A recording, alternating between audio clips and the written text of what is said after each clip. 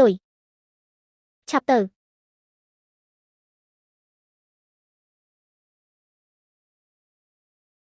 លោកដឹងខ្លួនឡើងតើលោកអាចស្ដាប់ខ្ញុំនិយាយបានទេ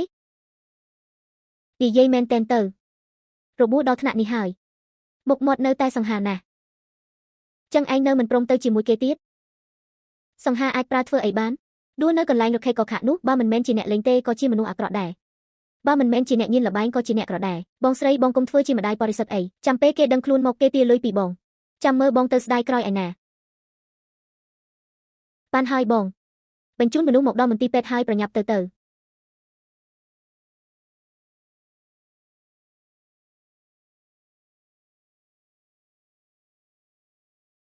បង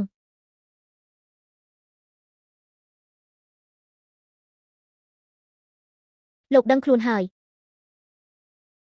លោកដឹងខ្លួនឡើងតើលោកអាចស្ដាប់ខ្ញុំនិយាយបានទេគឺអ្នកដែលជួយសង្គ្រោះខ្ញុំប្រាកដណាស់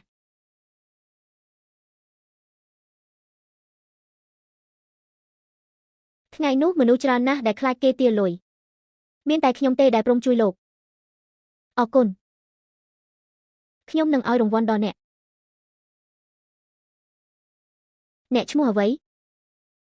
ស៊ឺមែនខ្ញុំឈ្មោះស៊ឺមែនព័ត៌មានទាន់ហេតុការណ៍ថ្ងៃនេះលោកគីយ៉ាវឌីងដែលសង្ឃឹមថានឹងស្នងតំណែងក្រុមហ៊ុនកេសេត្រូវបានបញ្ជាក់ថាបាត់ខ្លួនបច្ចុប្បន្នកំពុងស្វែងរកយ៉ាងសកម្មកញ្ញាស៊ូអាចជួយចាក់ទឹកមួយកែវឲ្យខ្ញុំបានទេពិតជាបានហើយឥឡូវនេះខ្ញុំទៅចាក់ឲ្យលោក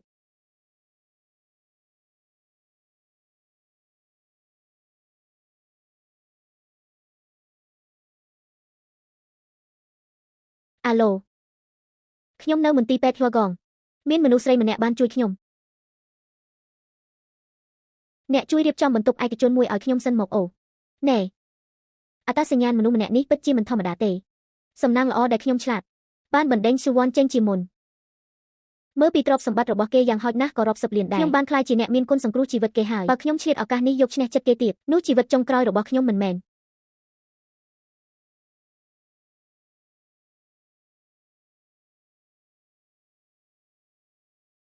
អ្នកជាអ្នកណាអ្នកចង់ធ្វើអីគឺនាងដែលពូកែរឿងគេជួយគេកុំខ្លាចអីនាងចង់រកលុយមួយដុំធំទេរកលុយ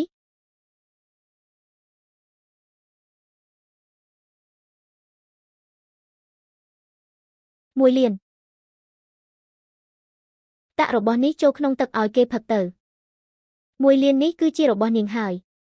អ្នកចង់ឲ្យខ្ញុំដាក់ថ្នាំពុលគេអ្នកចង់ឲ្យខ្ញុំដាក់ថ្នាំពុលគេគ្រាន់តែឲ្យគេខ្វាក់ភ្នែកប៉ុណ្ណោះមើលទៅដូចជាផលប៉ះពាល់ក្រោយពេលមានរបួសអញ្ចឹងមិនមានអ្វីខុសប្លែកគ្នាទេអ្នកមានគំនុំជាមួយគេមែនទេកុំសួរច្រើនលុយនេះនាងចង់បានទេយ៉ាងម៉េចដែរមនុស្សស្រីដូចជានាង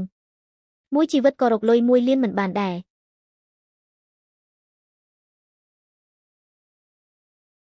ការជួញដូរនេះមានសុពលភាព1 ម៉ោង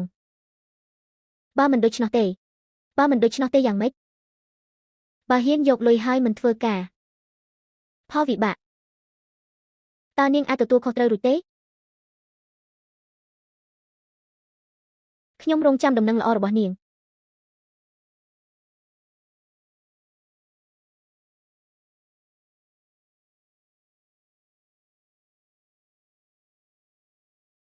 ធ្វើអីបន្ទប់ទឹកនាងមិនអីទេក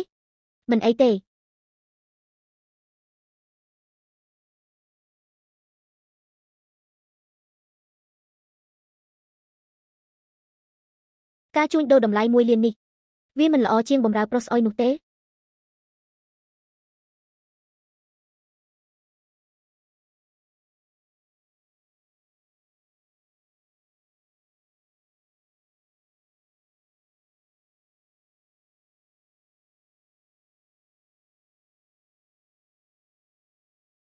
កញ្ញាសឹកខ្ញុំបានកក់បន្ទប់ឯកជនហើយត្រៀមខ្លួនទៅទីនោះហើយ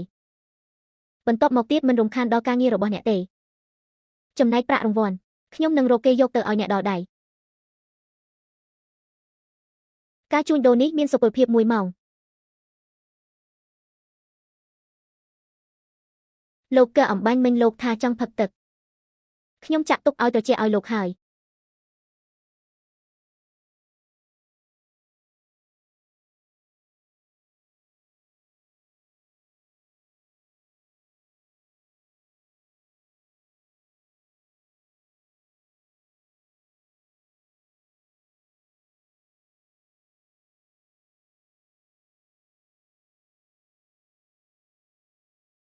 អាឡូបងណែណា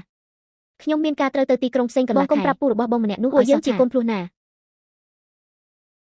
មែនមិនតាមានរឿងអីកើតឡើងចុះគេនៅណាគេបដូរទៅបន្ទប់អ្នកជំងឺឯកជនហើយ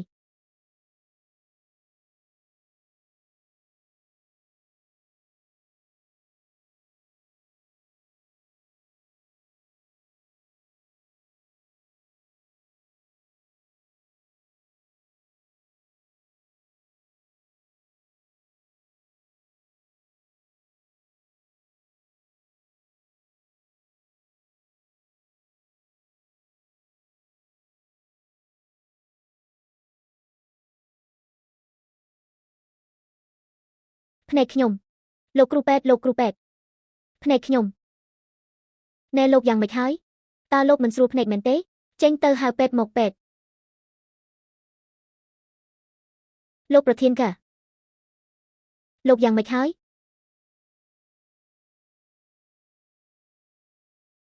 នាងគឺជាមនុស្សស្រីដែលបានជួយលោកប្រធានកាមែនទេកញ្ញាឈ្មោះអ្វីនាងចាត់ទុកថាជាខ្ញុំទៅចុះ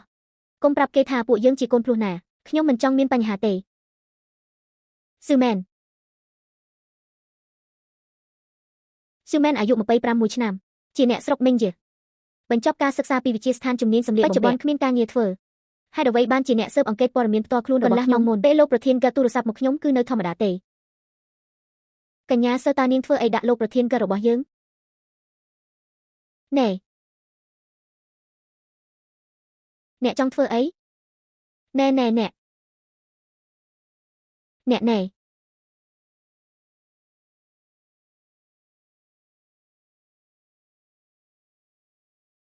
ចាក់សោឡានមិនកើតទេពួកអ្នកធ្វើបែបនេះគឺរំលោភសិទ្ធិមនុស្សហើយផលវិបាកនៃការប៉ុនប៉ងសម្រាប់លោកប្រធានកែនាងទទួលខុសត្រូវបើកញ្ញាស៊ូមិនសហការទេ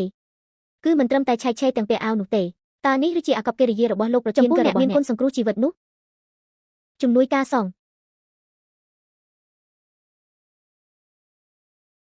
តើលោកមើលមិនឃើញមែនទេតាមការសន្និដ្ឋានបឋមនេះគឺជាផលប៉ះពាល់ក្រោយពេលមានរបួសក្បាលត្រូវការការពិនិត្យបន្ថែមទៀត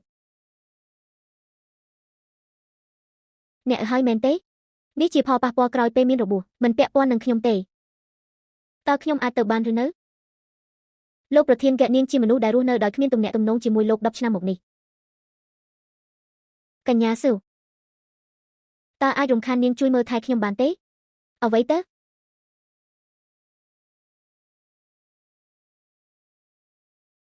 លោកដើរយឺតលោកប្រធានក៏លោកមានជំនួយការមានអង្គរៈបើខ្វះមនុស្សមែនលោកក៏អាចរកអ្នកថែទាំអ្នកជំងឺបានជាត្រូវតែឲ្យខ្ញុំជាជនសង្ស័យមើលថែលោកឥឡូវនេះខ្ញុំខ្វាក់ហើយមិនអាចជឿទុកចិត្តអ្នកណាបានទេអញ្ចឹងលោកជឿទុកចិត្តខ្ញុំទៅកញ្ញាស៊ឺគឺជាអ្នកមានគុណសង្គ្រោះជីវិតខ្ញុំប្រកាសជាអាចជឿទុកចិត្តបានម្យ៉ាងទៀតខ្ញុំក៏មិនភ្លេចការតបស្នងនៅក្នុងចិត្តនោះទេ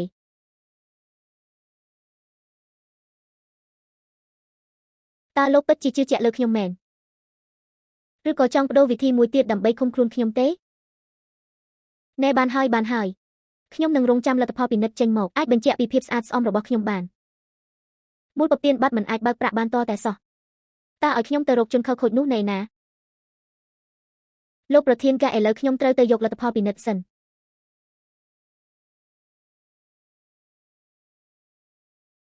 អរគុណដោយសារតែសង្ស័យថាមិនមែនជាអ្នកមានគុណថ្មីបើមានអ្នកនៅពីក្រោយបញ្ជាយល់ព្រមអាវុធវេទមន្តជាភស្តុតាងចុះបើសិនជាមិនមែននាងទេចុះនាងគឺជាអ្នកមានគុណសង្គ្រោះជីវិតខ្ញុំគឺជាមនុស្សដែលខ្ញុំគ្រួសារគេអាចទុកចិត្តបំផុត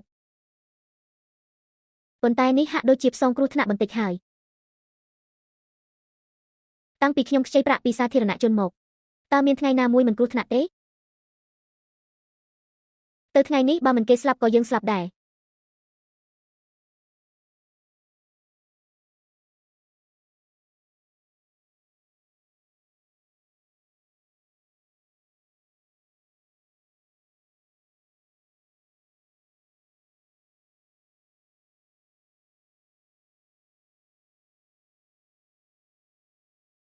នាងធ្វើអី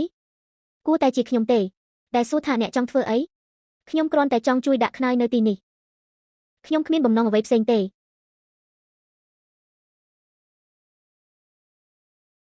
ខ្ញុំគ្រាន់តែដើរកាត់ដោយចៃដន្យយប់នោះលោករបួសធ្ងន់ណាស់នោះមិនមែនជាអ្នកណាទេប្រហែលជាមិនវាយលោកទេថ្ងៃនោះមនុស្សច្រើនណាស់ដែលខ្លាចគេទាលុយមានតែខ្ញុំទេដែលព្រមជួយស៊ឺមែនខ្ញុំឈ្មោះស៊ឺមែនតើលោកអាចលេងខ្ញុំសិនបានទេ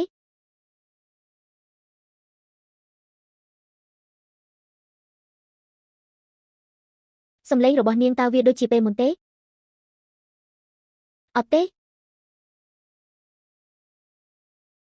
ប្រហែលជា2ថ្ងៃនេះបំពង់củaខ្ញុំរលាកបន្តិចហើយឥឡូវនេះជាពេលថ្ងៃឬពេលយប់យប់ហើយតើលោកយកសពអាក្រក់មែនទេគេងមិនលក់ទេ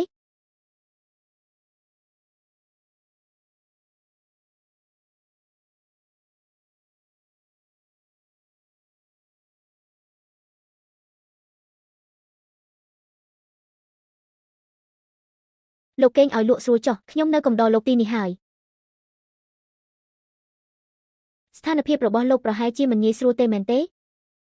ពេញមួយថ្ងៃត្រូវប្រុងប្រយ័ត្ននិងតានតឹងជានិច្ច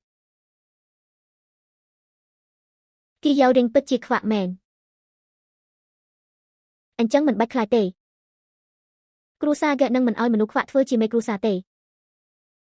មនុស្សស្រីនោះក៏មានប្រយោជន៍ខ្លះដែរត្រូវការចាញ់បោកគេគិតមើលរងចាំមើលសភាពការសិនចុះមិនប្រកាសថាថ្ងៃក្រោយអាចមានប្រយោជន៍ទេត្រូវហើយ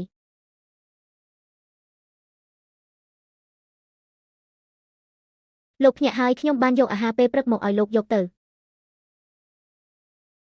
ណែ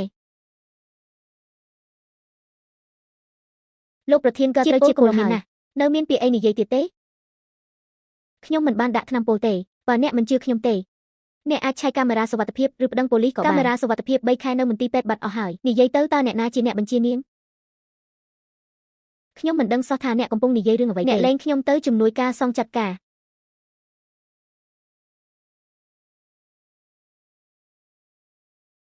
ជឿមែនថ្ងៃនោះនាងមានដែលចាក់ចេញពីមន្ទីរពេទ្យទេ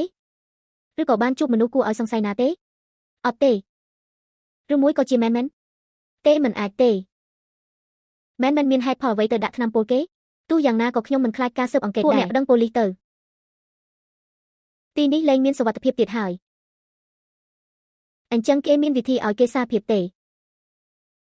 លោកចង់ធ្វើអីស៊ឺមែនខ្ញុំជឿថាមិនមែននាងជាអ្នកដាក់ថ្នាំពុលទេតែឥឡូវស្ថានភាពស្មុគស្មាញណាស់តើខ្ញុំអាចស្នាក់នៅផ្ទះនាងបណ្ដោះអាសន្នបានទេអ្វីទៅខ្ញុំនិងលោកមិនទាន់ហៅថាស្គាល់គ្នាស្រួលបួលផងពីមុនលោកឲ្យខ្ញុំមើលថែលោកឥឡូវនេះលោកចង់បង្ខំចូលមកស្នាក់នៅផ្ទះខ្ញុំតើលោកមានបំណងអាក្រក់អ្វីឲ្យប្រាកដខ្ញុំជាប្រធានក្រុមហ៊ុនកាសេគីយ៉ៅរីងនាងអាចស្វែងរកនៅលើអ៊ីនធឺណិតបានលោកជាប្រធានក្រុមហ៊ុនក៏អាចបង្ខំចូលស្នាក់នៅផ្ទះអ្នកអតីតបានដែរមែនទេប្រធានក្រុមហ៊ុនគឺមិនអាចចូលស្នាក់នៅផ្ទះនាងទេតែអាចឲ្យក្រុមមេធាវីខ្ញុំប្តឹងនាងភ្លាមបានជាប់ចោទពីបទបង្កឲ្យមានរបួសស្នាមដល់ពេលនោះបុគ្គលិករាប់ម៉ឺននាក់របស់ក្រុមហ៊ុនកាសេរួមទាំងសាច់ញាតិមិត្តភក្តិមិត្តរួមការងារនាង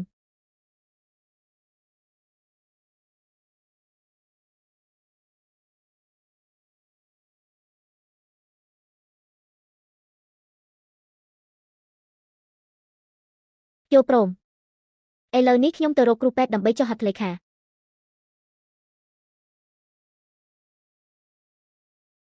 លោកប្រធានកាធ្វើបែបនេះមិនមែនជាការផ្ដល់ឱកាសឲ្យនាងតាក់ទងមកដើម្បីរ៉ាដៃទៀតទេបើសិនជានាងពិតជាទទួលបញ្ជាពីគេមែនគឺសាកសមនឹងកាត់ផ្ដាច់ទំនាក់ទំនងនេះបង្ខំឲ្យភាគីម្ខាងទៀតលេចមុខខ្ញុំនឹងតាមដាននាងយ៉ាងតឹងរ៉ឹងបាទកុំធ្វើឲ្យវាច្បាស់ពេកសម្រាប់ឲ្យបានស្រួលឲ្យគេជួយរកថ្នាំបន្សាបដើម្បីជួយបន្សាបជាតិពុលឲ្យខ្ញុំបាទនេះឈប់សិនផ្ទះខ្ញុំតូចណាស់គ្មានកន្លែងឲ្យពួកលោកស្នាក់នៅទេពួកយើងមិនស្នាក់នៅទេនាងគ្រាន់តែមើលថែលោកប្រធានក៏ឲ្យបានល្អទៅបានហើយអញ្ចឹងតោះ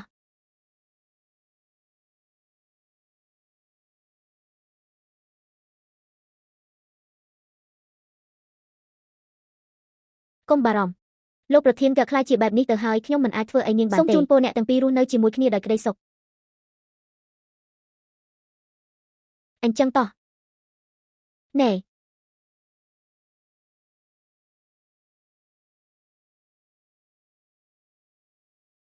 មនុស្សគ្មានបានការគីយ៉ៅរៀងចេញពីមន្ទីរពេទ្យហើយទៅណាមនុស្សរបស់មន្ទីរពេទ្យយើងឆៃទាំងអស់បានបាត់ដំណឹងហើយលោកប្រុសវ័យក្មេងគេខ្វាក់ភ្នែកអស់ហើយមិនមានអ្វីគួរឲ្យខ្លាចទេមែនទេល្ងងហើយមានអ្នកណាទៀត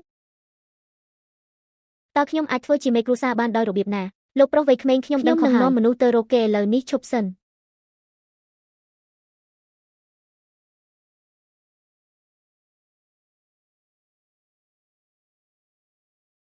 ប្រាកដណាស់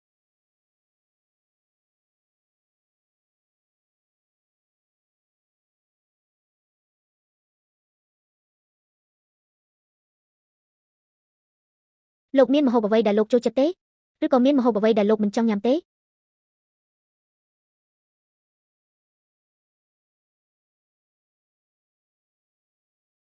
ណែឈប់ណែខាងមុខលោកគឺចង្ក្រានហើយណាបន្តិចទៀតខ្ញុំត្រូវទៅផ្សារទិញម្ហូបហើយមិននៅផ្ទះទេបើលោកនៅតែដើរបុកពេញនឹងទៀតគ្មានអ្នកណាជួយលោកទេផ្ទះនាងពិតជាតូចពេកហើយតូចហើយយ៉ាងម៉េចនេះគឺជាផ្ទះដែលខ្ញុំតស៊ូរហូតបានមកវាល្អណាស់លោកមិនអនុញ្ញាតឲ្យនិយាយទេខ្ញុំទៅវិញហើយខ្ញុំបាត់បង់វាហើយពិបាកពេកហើយនិយាយតាមត្រង់ទៅ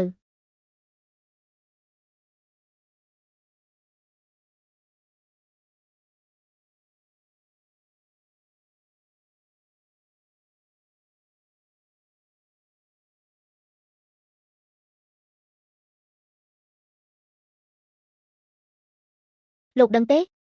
ខាងក្រៅទេសភាពស្អាតណាស់រាល់ថ្ងៃពេលខ្ញុំត្រឡប់មកផ្ទះវិញខ្ញុំតែងតែអង្គុយមើលខ្លួនឯងនៅទីនេះចាំពេលភ្នែកលោកជាសះស្បើយលោកត្រូវតែមើលឲ្យបានម្ដងឥឡូវនេះនៅទីនេះរងចាំខ្ញុំត្រឡប់មកវិញដោយស្ដាប់បង្គាប់ទៅ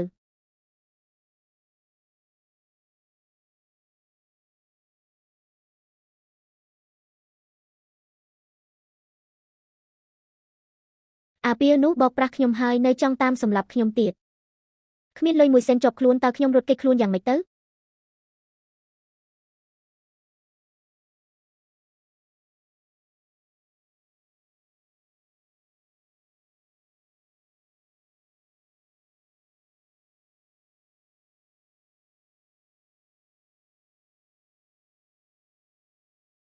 នាងទៅទិញម្ហូបមែនទេមិនក៏ត្រឡប់មកវិញលឿនម្ល៉េះ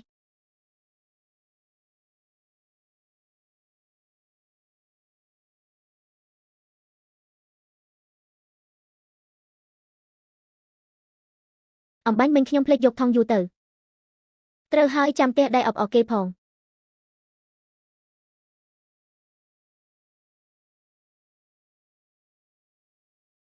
ពិតជាអ្នកមានមែនយប់មិញប្រកាសជាដឹងរឿងនេះហើយទើបយកគេមកផ្ទះតែបើសិនជាខ្ញុំនៅទីនេះពួកមនុស្សទាំងនោះប្រកាសជាធ្វើបាបខ្ញុំរហូតដល់ស្លាប់មិនខាន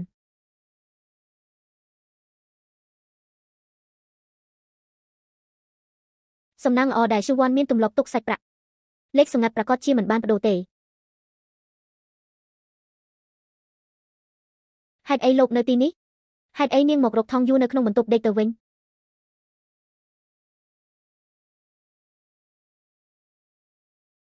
ខោប្រឡាក់ហើយខ្ញុំមកបដូរខោមួយសិនបដូរឡានហើយបើមិនមែនដោយសារការរត់គេចខ្លួនមានគ្រោះថ្នាក់ទេពិតជាមិនដាច់ចិត្តកាត់បរិសសង្ហានឹងអ្នកមាននេះចោលទេប៉ុន្តែលោកខ្វាក់ភ្នែកទៅហើយសង្ហាមានប្រយោជន៍អីណែកញ្ញាអ្នកឯងចេញចូលបដូរសម្លៀកបំពាក់ប៉ុន្មានដងហើយខ្ញុំត្រឡប់មកវិញហើយថ្ងៃនេះអាហារថ្ងៃត្រង់ខ្ញុំនឹងធ្វើឲ្យលោក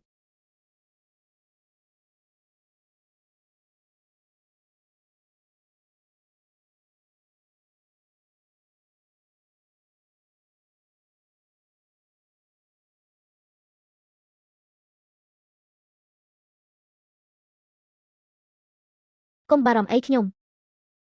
មិនបានឃើញលោកទេខ្ញុំមិននឹកស្មានថានាងទើបតែចេញទៅសោះមិនត្រឡប់មកវិញលឿនម្ល៉េះគឺមិនដែលធ្លាប់ត្រឡប់មកវិញខ្ញុំខ្លាចលោកឃ្លានឥឡូវនេះខ្ញុំទៅធ្វើត្រីឲ្យលោកញ៉ាំ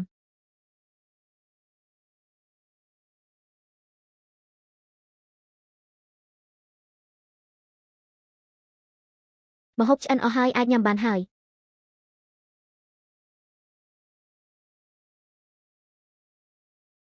ខ្ញុំអាចឲ្យនាងមួយផ្លែប្រសិនបើខ្ញុំមានសំណួរ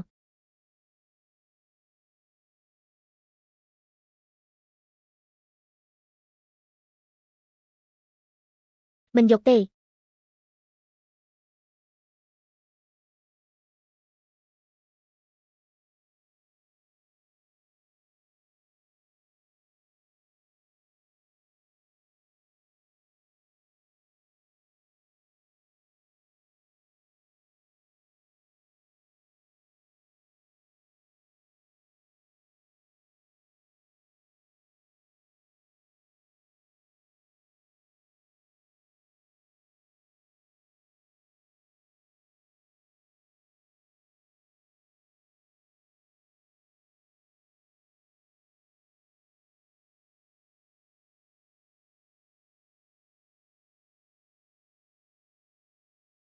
អ្នកណាឲ្យលោកចូលមកខ្ញុំអាចទទួលបានអ្វីដែលខ្ញុំចង់បានប្រសិនបើខ្ញុំគ្រាន់តែឈប់ឈរដោយមិនគិតខ្ញុំអាចទទួលបានអ្វីដែលខ្ញុំចង់បានប្រសិនបើខ្ញុំគ្រាន់តែឈប់ឈរនៅកន្លែងដដែលខ្ញុំជាគឺគ្មានអ្វីសោះ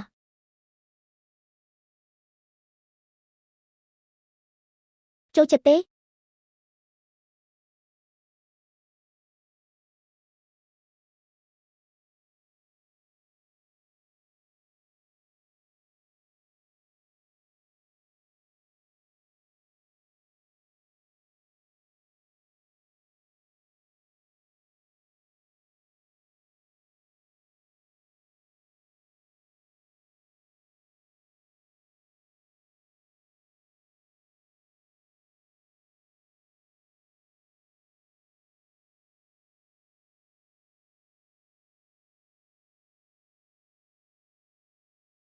ដឹងថាត្រឡប់មកពីមន្ទីរពេទ្យវិញត្រូវធ្វើត្រីដែលលោកចង់ញ៉ាំបំផុតមុនពេលបើកត្រូវរកជំនួយការសងសិនអ្នកចាត់ការសងរថយន្តរៀបចំរួចរាល់ហើយឬនៅរួចរាល់ហើយគឺរងចាំតែអ្នកទាំងពីរនាក់ទេ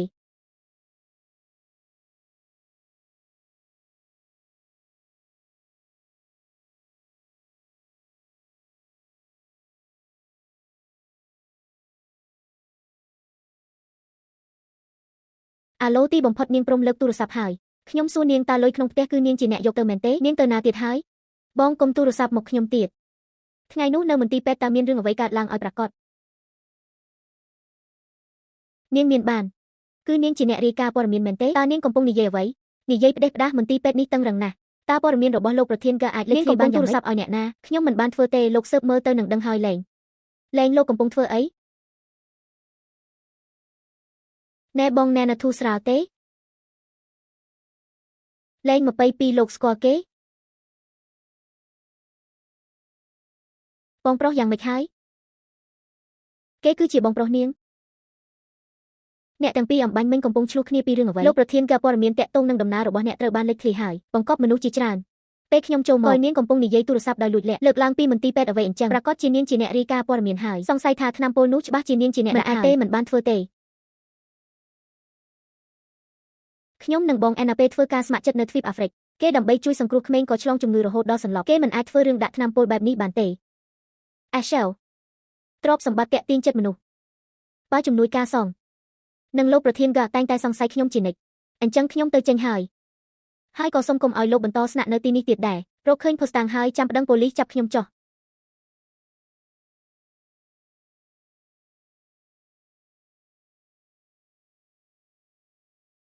មិនមែនថានិយាយគ្នាហើយថាត្រឡប់ទៅធ្វើត្រីឲ្យខ្ញុំលោកប្រធានក៏លើកមុនប៉ុន្មានដងដែលរកខ្ញុំសុទ្ធតែមានពាក់ព័ន្ធជាមួយគេពិតជាមានបញ្ហាមែនកុំខឹងអីគេនិយាយផ្ដេសផ្ដាសទេជាលើកចុងក្រោយហើយល្អ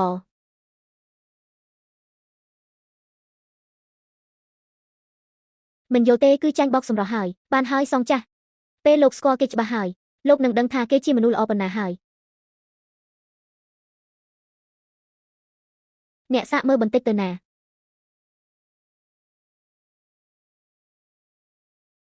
ម៉ាស៊ីនបកប្រែដែលទិញពីខេសចក្រភពអង់គ្លេសប្រហែលជាគ្មានបញ្ហាទេសាកមើលល្អបន្តិចទៀតខ្ញុំនឹងជូនពួកអ្នកត្រឡប់ទៅវិញ អញ្ចឹងជូនខ្ញុំទៅទីផ្សារជិតផ្ទះខ្ញុំទៅខ្ញុំក៏ទៅដែរមិនបានទេយ៉ាងម៉េចពិតជាចម្លែកមែនអូមែនហើយបងស្រីឯណាតាបងធ្លាប់ទៅប្រលានយន្តហោះទេមិនធ្លាប់ទេហេតុអ្វីបានជាសួរអញ្ចឹងខ្ញុំនៅប្រលានយន្តហោះបានឃើញមនុស្សម្នាក់មុខស្រដៀងបងខ្លាំងណាស់ប៉ុន្តែពេលវេលាមិនស៊ីគ្នាទេប្រហែលជាខ្ញុំមើលច្រឡំហើយខ្ញុំទៅជាន់ទី1សិនដើម្បីបង្វែរចំណាប់អារម្មណ៍អ្នកដែលតាមដានបន្តិចទៀតអ្នកទាំងអស់គ្នាមកតាមក្រោយប្រយ័ត្នផងមែនមិនទៅប្រលានយន្តហោះហើយតើគាត់កំពុងធ្វើអ្វីឲ្យប្រាកដថ្ងៃនោះនៅមន្ទីរពេទ្យតើមានរឿងអ្វីកើតឡើងឲ្យពិតប្រាកដតោះទៅ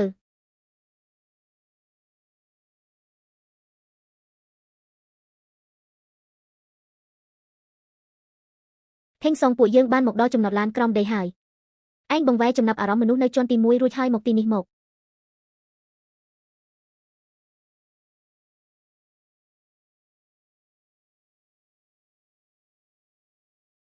ពួកឯងចង់ធ្វើអីចង់ធ្វើអី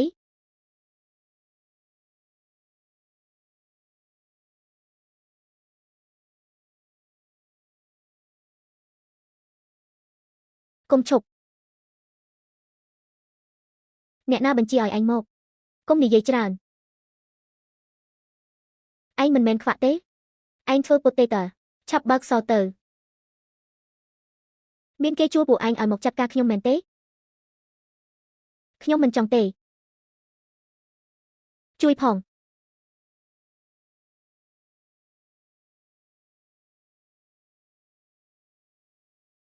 ចង់ឬអត់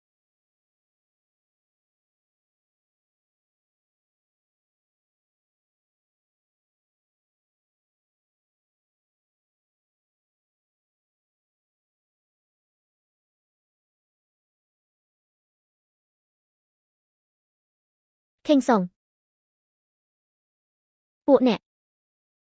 ទាំងអស់គ្នាមិនអីទេបើនាយមកយឺតបន្តិចទៀតច្បាស់ជាមានរឿងហើយអ្នកមិនអីទេមិនអីទេមិនបាច់បារម្ភទេប្រាប់ហើយថាកុំរឹងរូសខ្ញុំតិចទៅមើលទៅកុំព្យូទ័រពិតជាមានប្រយោជន៍មែនលោកប្រធានកម្មមនុស្សដែលលួចវាយប្រហារត្រូវចាត់ការរួចរាល់ហើយខ្ញុំចាំបានថាអ្នកនៅពីក្រោយខ្នងដែលដាក់ថ្នាំបំពុលអ្នកទាំងអស់គ្នាត្រឡប់ទៅសិនចុះបងកាក់និងយ៉ែនខ្ញុំបានត្រឡប់មកវិញហើយពួកយើងគួរតែបដូរកន្លែងស្នាក់នៅទេនេះមិនមែនជារឿងញ៉ៃញ៉ៃទេមែនទេខ្ញុំគិតថានៅទីនេះមានសុវត្ថិភាពជាងមិនរំខានទេប្រយ័ត្នកម្មចិន្តា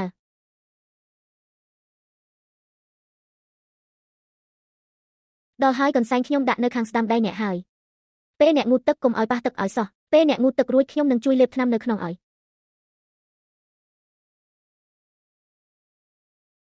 សុំសួរតើអ្នកជាចោរមែនទេមិនមែនទេខ្ញុំគ្រាន់តែនឹកស្មានមិនដល់ថាអ្នកមើលមិនឃើញសោះតែពូកែវាយតបម្លេះ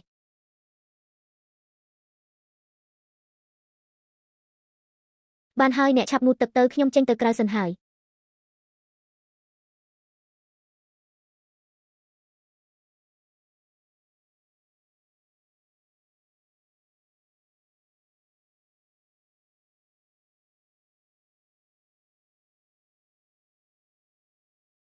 លោកភ្ញាក់ឡើងតើអ្នកអាចលើខ្ញុំនិយាយទេអ្នកមិនអីទេ You consider it I leave and I just wanna know Was it all about me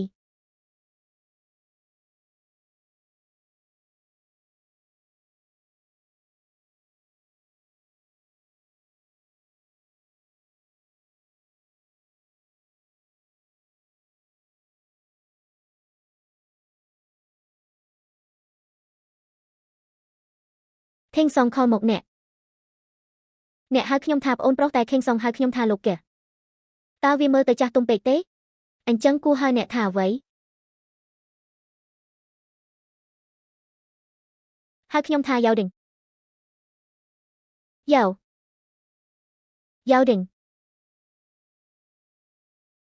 អ្នកឆាប់លើកទូរស័ព្ទទៅខ្ញុំចេញទៅក្រៅហើយអាឡូឆ្កែនេះនៅតែតាមខ្ញុំទៀតវារត់មកដល់ខេត្តលេនទៅហើយអាឡូលោកប្រុសកើតរកឃើញស្ត្រីម្នាក់នោះហើយចង់ទុកជីវិតឬសម្លាប់ចោលទុកជីវិត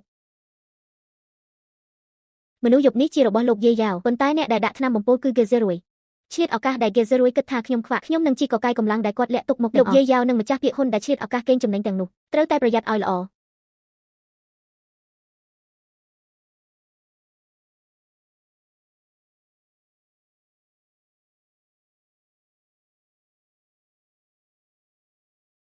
យ៉ាវឌីង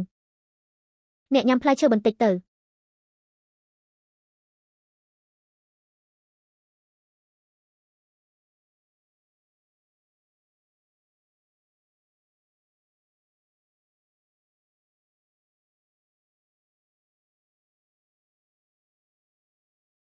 អ្នកកំពុងមើលអ្វី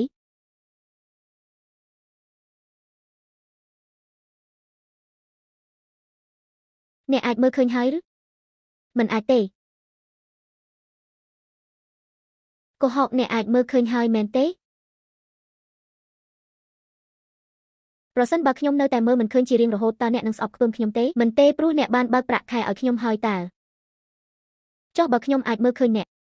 តើអ្នកនឹងនៅបន្តមើលថែខ្ញុំទៀតទេប៉ុន្តែប្រសិនបើអ្នកអាចមើលឃើញហើយ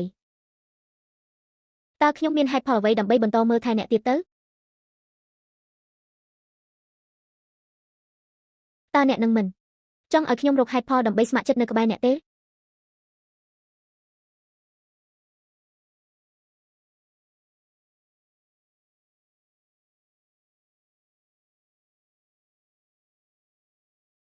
អ្នកនៅតែនិយាយថាអ្នកមើលមិនឃើញគឺកុហកសុទ្ធសាធមិននឹកស្មានថាមាននេះទៀត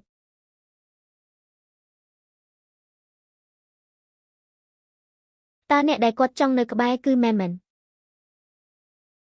ឬក៏ខ្ញុំមែនតើខ្ញុំអាចធ្វើជាសង្សារអ្នកបានទេ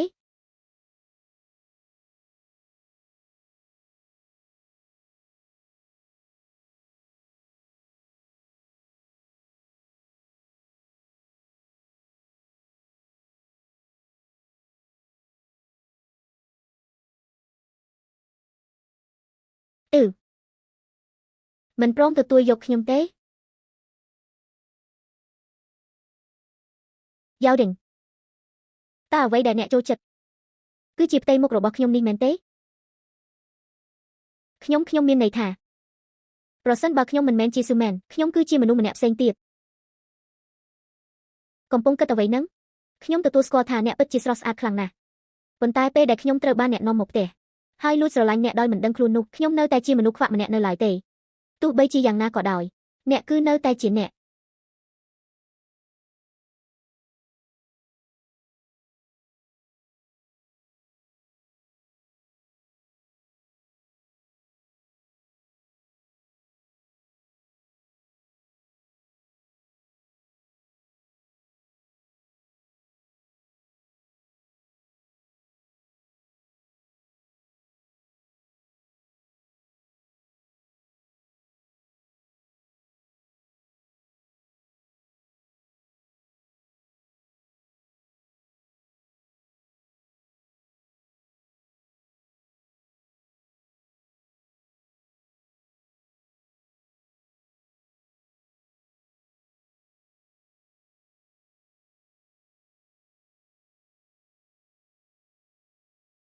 ខ្ញុំនឹងមិនសម្លាប់ McCann ចឹងទេ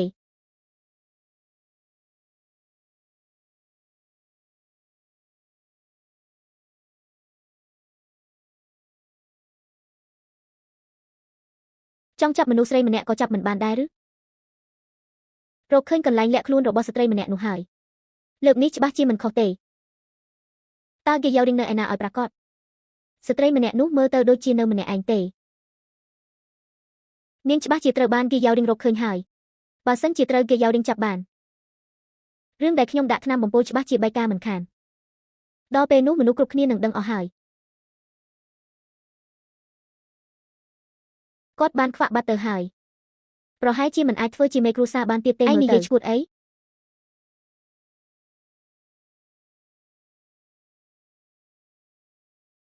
ហ្គេហ្សេរុយ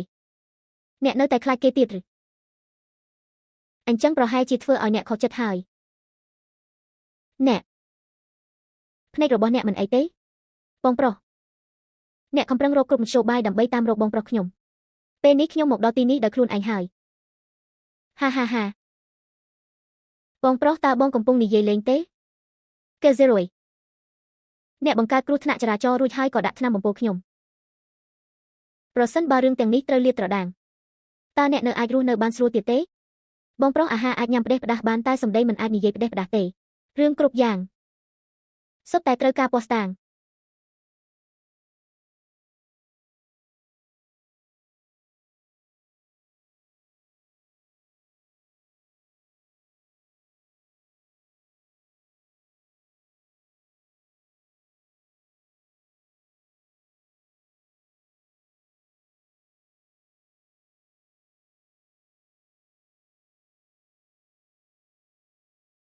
យ៉ាវឌីងអ្នកមិនអីទេ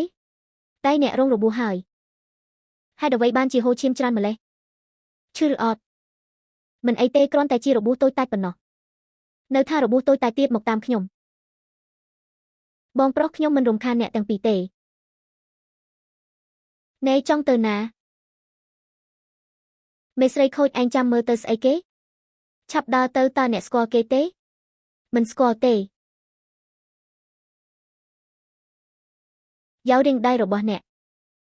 ពិតជាមិនអីមែនទេពួកយើងទៅមន្ទីរពេទ្យឲ្យគេពិនិត្យមើលសិនទៅល្អមិនអីទេពួកយើងមិនបាច់ទៅមន្ទីរពេទ្យទេពួកយើងទៅផ្ទះ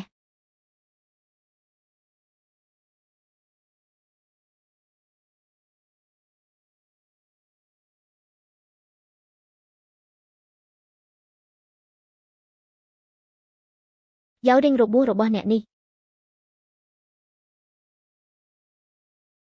ពេលនេះអ្នកគួរតែខ្វាយខ្វល់ពីរឿងដែលសំខាន់ជាងនេះ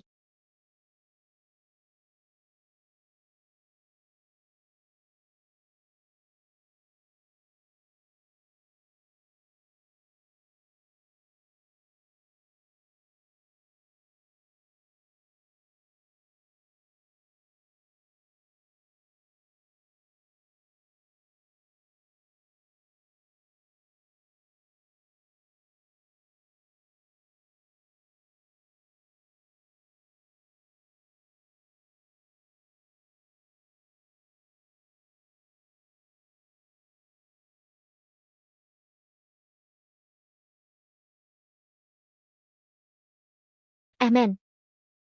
ចាំដោះស្រាយរឿងគ្រួសារក៏រួចរាល់ពួកយើងចាំជួបគ្នាទៀតយល់ព្រមទេ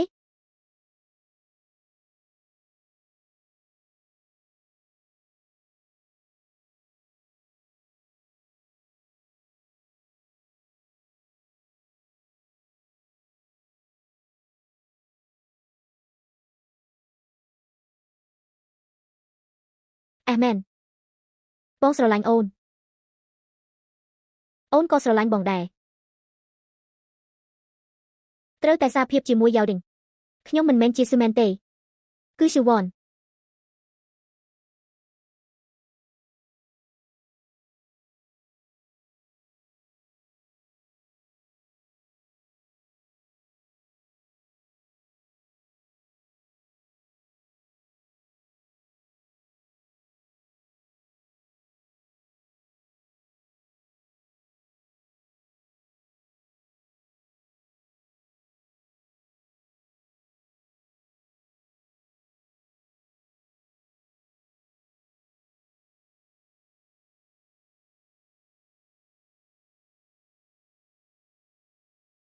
ចាំដោះស្រាយរឿងគ្រោះថ្នាក់ទាំងអស់ចប់បងនឹងនាំអូនត្រឡប់ទៅគ្រួសារក៏វិញ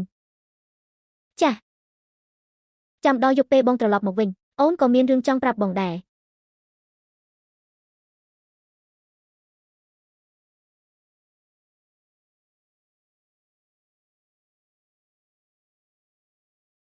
លោកប្រធានហ៊ីវតើលោកពិតជាតាក់ទងជាមួយឈឺវ៉ាន់មែនឬមានបញ្ហាអ្វីអនុប្រធានតើនេះមិនលឿនពេកទេនាងនៅមិនទាន់រួចខ្លួនពីការសង្ស័យទាំងស្រុងនៅឡើយទេជំនួយការសងតើឯងគិតថាខ្ញុំជាមនុស្សល្ងងដែលវង្វេងដោយសារតែស្រីអូមិនហ៊ានទេត្រូវហើយល្អណាស់ពេលលោកត្រឡប់មកវិញគ្រួសារគេគឺស្ងប់ស្ងាត់ហើយតើចាប់បាក់ពួករបស់គេសេរុយបានអស់ហើយឬនៅអ្វីស្ថិតក្រោមការគ្រប់គ្រងទាំងអស់លោកប្រធានវូសុំមើលព័ត៌មាននេះព័ត៌មានអ្វីទៅមិនក៏ភ្ញាក់ផ្អើលម្លេះស្រង់បានសាកសពស្ត្រីម្នាក់នៅមាត់ទន្លេ និយាយខិតសម្គាល់នៅលើខ្លួនបង្ហាញថាស៊ឺមែន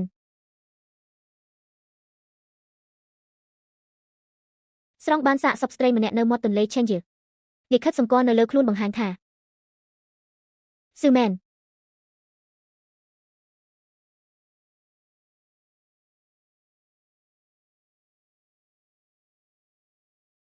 អាឡូយ៉ាវឌីងមិនអីទេមិនអីទេ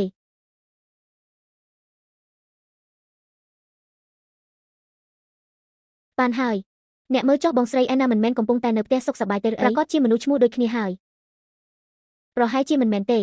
លោកប្រធានពួកខ្ញុំទើបតែទទួលបានរបាយការណ៍មួយខ្ញុំថាណែចាស់សងហេតុអីឯងមានរបាយការណ៍ច្រើនម្លេះនិយាយថាទើបតែរកឃើញថាស៊ឺមែនជាកូនភ្លោះនាងមានបងស្រីម្នាក់ឈ្មោះឈ្វ័នអ្នកទាំងពីរមានមុខមាត់ដូចគ្នាបេះបិទនេះគឺជារូបថតរបស់ពួកគេ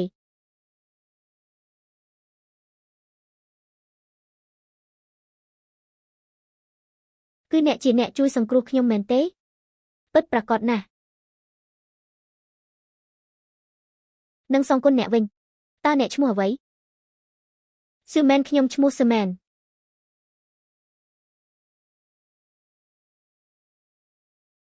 មែនហើយតើនៅផ្ទះមានតែអ្នកម្នាក់ឯងទេចាស់ឪពុកម្ដាយរបស់ខ្ញុំរស់នៅឯស្រុកស្រែស៊ឺវ៉នអ្នកដែលជួយសង្គ្រោះខ្ញុំបានស្លាប់ហើយចំណែកអ្នកតែងតែបន្លំខ្លួនធ្វើជានាងរហូតមក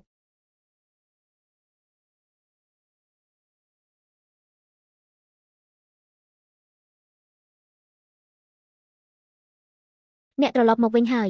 តើអ្នកមានរឿងអ្វីមែនទេរឿងអ្វីយ៉ាវឌីងខ្ញុំពិតជាមានរឿងចង់ប្រាប់អ្នកមែនតាមពិតខ្ញុំមានប្អូនស្រីម្នាក់ឈ្មោះឈ្វ័នតើអ្នកដឹងដោយរបៀបណា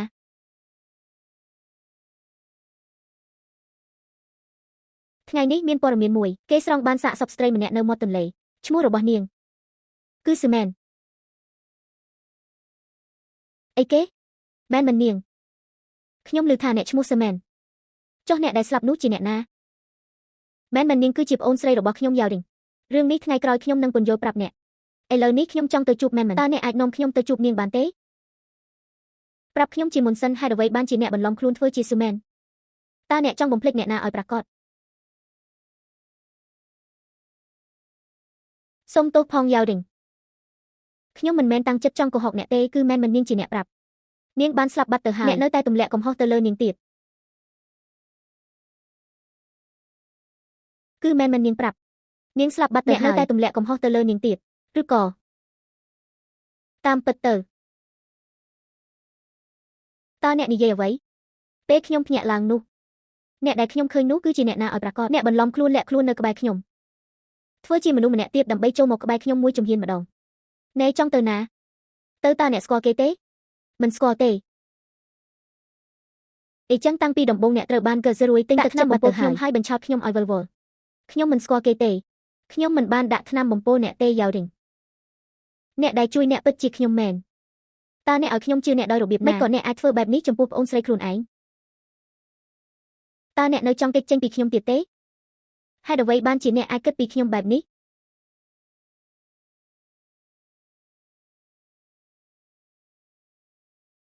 ថ្ងៃនោះលើកនោះអ្នកពិតជាយល់ច្រឡំលើខ្ញុំហើយរឿងទាំងនេះថ្ងៃក្រោយខ្ញុំនឹងពន្យល់ប្រាប់អ្នកឲ្យច្បាស់ថ្ងៃនេះខ្ញុំចង់ទៅជួបប៉ាម៉ាក់តើអ្នកអាចនាំខ្ញុំទៅទីនោះបានទេតើអ្នកគិតថាបន្តធ្វើពុតទៀតវាគួរឲ្យចាប់អារម្មណ៍ណាស់មែនទេខ្ញុំសុំទោសយ៉ាវឌីងខ្ញុំនឹកស្មានមិនដល់ថារឿងរ៉ាវនឹងក្លាយជាបែបនេះសោះពេលនោះខ្ញុំក៏មិនដឹងដែរពេលនោះខ្ញុំក៏មិនដែលគិតថាពួកយើងនឹងបាននៅជាមួយគ្នាដែរខ្ញុំពិតជាមិនបានតាំងចិត្តចង់កុហកអ្នកទេខ្ញុំមិននឹងអាចទៅធ្វើបាបប្អូនស្រីខ្លួនឯងបានទៅសូមអ្នកជឿខ្ញុំទៅបានទេឈ្វ័នកាលពីដំបូងអ្នកដែលស្លៀករ៉ូបពណ៌ជួយខ្ញុំគឺខ្ញុំអ្នកដែលដាក់ថ្នាំខ្ញុំហើយក៏បាត់ខ្លួននោះមិនមែនទេមែននាងមិនអាចដាក់ថ្នាំបំពោទេមិននឹងអាចជានាងទៅមិនអាចទេល្អ ទោះបីជាអ្វីដែលអ្នកនិយាយសុទ្ធតែជាការពិតក៏ដោយចុះអ្នកប្រាប់ខ្ញុំមកហេតុអ្វីបានជាស៊ូមែនស្រាប់តែបាត់ខ្លួនហើយហេតុអ្វីបានជាត្រូវស្លាប់នៅមាត់ទន្លេខ្ញុំមិនដឹងទេខ្ញុំពិតជាមិនដឹងមែនណាតើអ្នកដឹងដោយរបៀបណាអ្នកមិនដឹងទេអ្នកឃើញទេទោះបីជាខ្ញុំសុខចិត្តជឿអ្នកក៏ដោយប៉ុន្តែតើអ្នកអាចបញ្ចុះបញ្ចូលខ្លួនឯងបានទេតើអ្នកអាចផ្ដល់ហេតុផលមួយឲ្យខ្ញុំជឿអ្នកបានទេយ៉ាវឌិង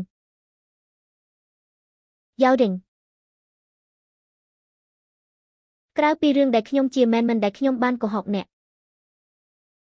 រឿងផ្សេងទៀតខ្ញុំពិតជាមិនធ្លាប់កុហកអ្នកទេខ្ញុំពិតជាស្មោះត្រង់ចំពោះអ្នកសូមអ្នកជឿខ្ញុំទៅខ្ញុំមិនដែលគិតពីរឿងទាំងនេះទេហេតុអ្វីបានជាខ្លាយជាបែបនេះទៅវិញស៊ឺមែនទេស៊ឺវ៉នខ្ញុំបែរជាលងស្រឡាញ់មនុស្សដែលបោកប្រាស់ខ្ញុំទៅវិញ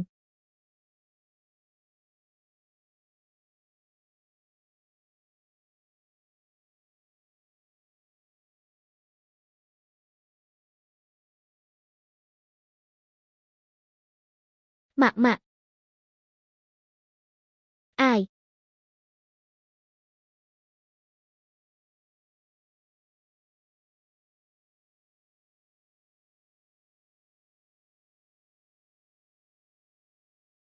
គីយ៉ាវឌិងទោះយ៉ាងណាខ្ញុំក៏ជាកូនប្រុសទី3នៃគ្រួសារគេដែរអញហ៊ានធ្វើបែបនេះមនុស្សស្រីនោះគឺស៊ឺវ៉នកុំប្រាប់ថានាងគឺស៊ឺវ៉ន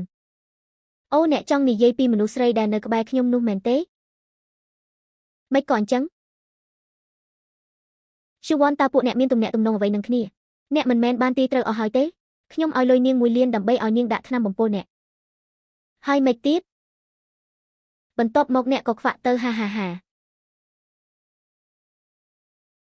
នាងចង់បានលុយ1 លានឬហើយក៏យកព្រមតាមការបញ្ជាឲ្យនាង1 លាននាងក៏យកព្រមតាមការបញ្ជារបស់អ្នកដាក់ថ្នាំបំពុលខ្ញុំនិយាយទៅខ្ញុំពិតជាមើលស្រាលមនុស្សស្រីម្នាក់នេះមែននាងហ៊ានទទួលលុយពីខ្ញុំហ៊ានដាក់ថ្នាំបំពុលអ្នកហើយនៅហ៊ាននៅក្បែរអ្នកលួងលោមអ្នកឲ្យវិលវល់ទៀតអ្នកប្រហែលជាលងស្រឡាញ់នាងហើយមើលទៅអាហាបងប្រុសបងស្រីឯណាមិនមែនជាមនុស្សបែបនោះទេបងច្បាស់ជាយល់ច្រឡំនាងហើយ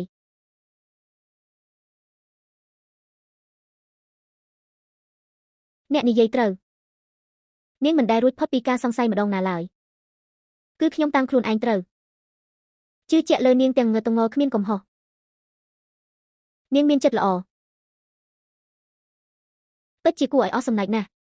បងប្រុសបងពិតជាមិនស្គាល់នាងតតែសោះមិននាងអាចបន្លំខ្លួនជាអ្នកផ្សេងព្រោះតែលុយបានទៅថែមទាំងសម្រាប់អូនស្រីបង្កើតរបស់ខ្លួនឯងទៀតបើបងស្រឡាញ់នាងបងគួរតែជឿជាក់នាងពិតមកទៅ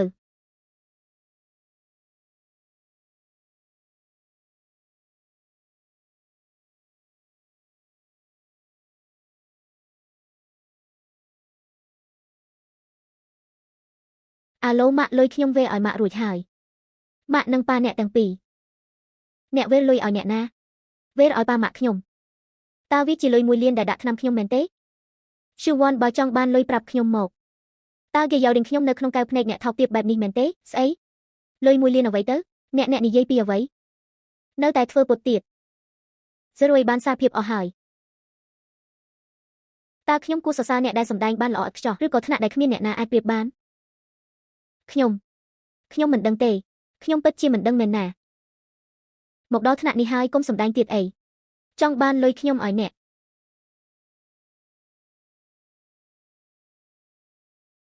1 លានខ្ញុំគេយកដេញឲ្យអ្នក1 លានក្នុងពេលតែមួយតើកាហ្សេរួយចិត្តទូលាយជាងឬក៏អត់អាយកដេញអ្នកលេងចេញអ្នកឈប់ទៅយកដេញតើអ្នកកំពុងនិយាយពីអ្វីតើអ្នកមិនមែនប្រាប់ថាស្រឡាញ់ខ្ញុំទេតើអ្នកមិនដែលជឿជាក់លើខ្ញុំទេមែនទេចុះនៅក្នុងកែវភ្នែកអ្នកខ្ញុំជាមនុស្សមិនរើសមធ្យោបាយលោកភ្លុនជាមនុស្សស្រីលោកភ្លុននឹងគួរឲ្យខ្ពើមមែនទេត្រូវហើយខ្ញុំចង់ឲ្យអ្នកដឹងថាការបោកប្រាស់ខ្ញុំត្រូវតែបង់ថ្លៃតបស្នងមិនមែនទេអ្នកខ្ញុំចង់រៀនពីអ្នកមែនទេអ្នកមិនត្រូវចេញឲ្យឆ្ងាយពីខ្ញុំអ្នកយឺតពេលហើយពិតជាល្អមែនរៀបការជាមួយអ្នកទៅ អ្នកដែលធ្វើឲ្យអ្នកខឹងនឹងធ្វើឲ្យអ្នកឈឺចាប់រកកន្លែងរត់មិនរួចអ្នកដែលធ្វើឲ្យអ្នកខឹងនឹងធ្វើឲ្យអ្នកឈឺចាប់រកកន្លែងរត់មិនរួច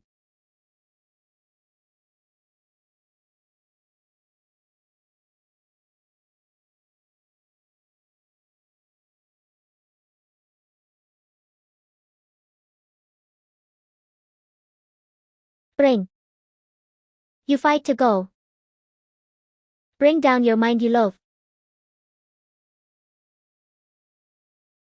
You seem to go. I don't have a social. Bringing down I find to go. I condone you so.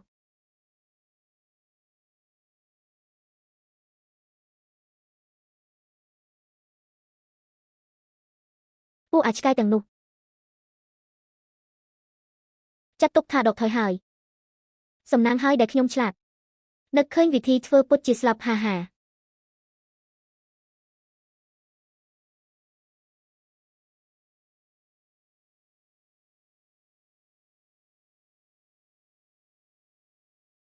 ម៉ាក់កុំចុះទៅម៉ាក់គ្រោះថ្នាក់ណាស់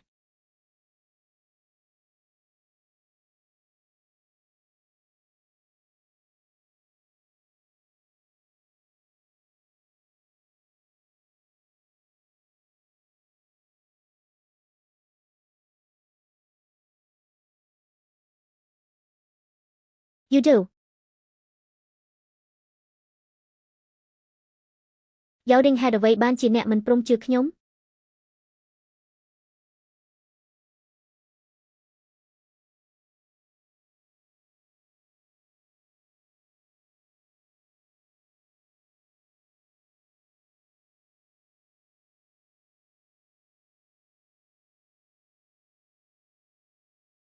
មិនស្រួលទេលោកប្រធានខ្ញុំត្រូវគេជួយសង្គ្រោះយកទៅបាត់ហើយ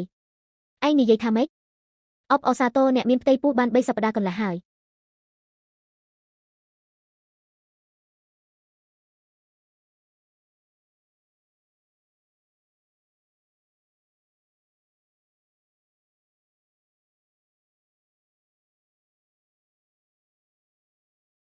ខ្ញុំចូលមិនបានទេ15 3ម៉ែត្រពេលនេះខ្ញុំត្រូវទៅណា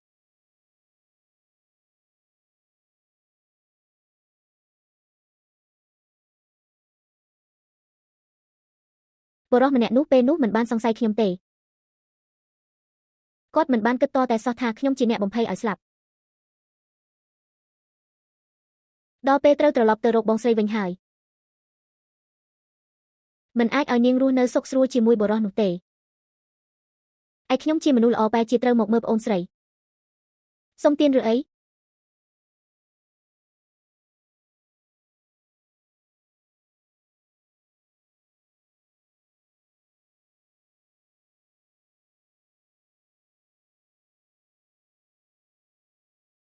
ខ្ញុំមកហើយ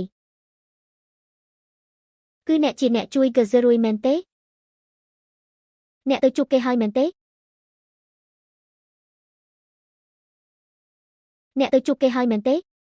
ខ្ញុំមិនស្គាល់គេទេ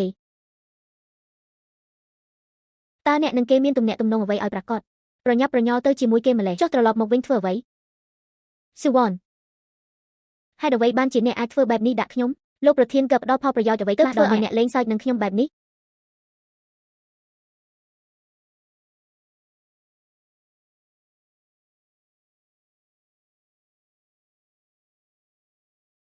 តើអ្នកចង់ឃុំឃាំងខ្ញុំមែនទេធ្វើឲ្យខ្ញុំមិនអាចទៅណាបានទេចំពោះខ្ញុំទៅមិនក្បត់ខ្ញុំមិនបោកប្រាស់ខ្ញុំយោឌីងអ្នកស្ងប់អារម្មណ៍បន្តិចទៅស្ដាប់ខ្ញុំនិយាយសិនខ្ញុំពិតជាមិនស្គាល់គេមែនខ្ញុំមិនស្គាល់អាមនុស្សឈ្មោះកាហ្សេរុយនោះទេនៅកុហកទៀតឬហេតុអ្វីបានជាមានតែពាក្យកុហកហេតុអ្វីអ្នកឈួតហើយមែនទេខ្ញុំឈួតហើយខ្ញុំចង់ឲ្យអ្នកដឹងថាគ្មានអ្នកណាអាចមកថតរូបបានទេចង់បានខ្លួនអ្នកគ្រប់គ្រាន់ហើយឬនៅពួកយើងបែកគ្នាទៅនិយាយថាអី ខ្ញុំនិយាយថាពួកយើងបែកគ្នាទៅក្នុងនៅពេលដែលអ្នកមិនដែលជឿជាក់លើខ្ញុំរាល់សម្ដីដែលខ្ញុំនិយាយអ្នកមិនព្រមស្ដាប់សោះពួកយើងបែកគ្នាទៅពួកយើងមិនបែកគ្នាទេគ្រាន់តែអ្នកប្រាប់ខ្ញុំថាអ្វីទាំងអស់គឺស៊ឺមែនជាអ្នកធ្វើមិនមានពាក់ព័ន្ធជាមួយអ្នកបន្តិចសោះនាងគួរតែស្លាប់ខ្ញុំនឹងជឿអ្នកមែននាងស្លាប់បាត់ទៅហើយនាងស្លាប់ហើយហេតុអ្វីបានជាអ្នកនៅតែខូខើបែបនេះទៀតនាងគឺជាប្អូនស្រីរបស់ខ្ញុំណាស្លាប់ហើយប្អូនស្រីអ្នកសំខាន់ឬគ្មានមុខមាត់ខ្ញុំគួរតែស្លាប់ខ្ញុំខូខើបើអីចឹងមែនខ្ញុំនឹងឃុំឃាំងអ្នកនៅក្បែរខ្ញុំឲ្យស្លាប់ទៅណាក៏មិនរួចដែរហាហើយគេមករៀបចំការរស់នៅរបស់នាងបើគ្មានបញ្ជារបស់ខ្ញុំមិនអនុញ្ញាតឲ្យនរណាដើរចូលទីនេះទេ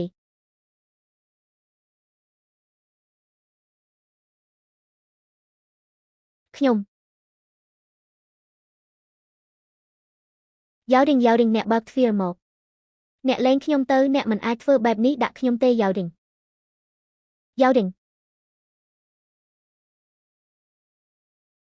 ម៉ាក់ខ្ញុំមានកូនរបស់អ្នកហើយ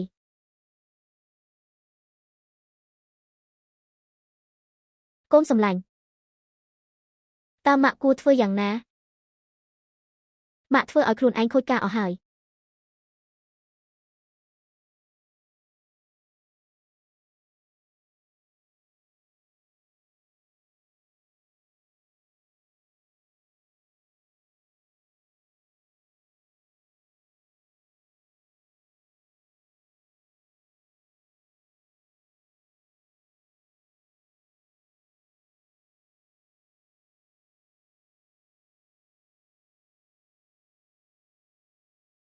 បងប្រុស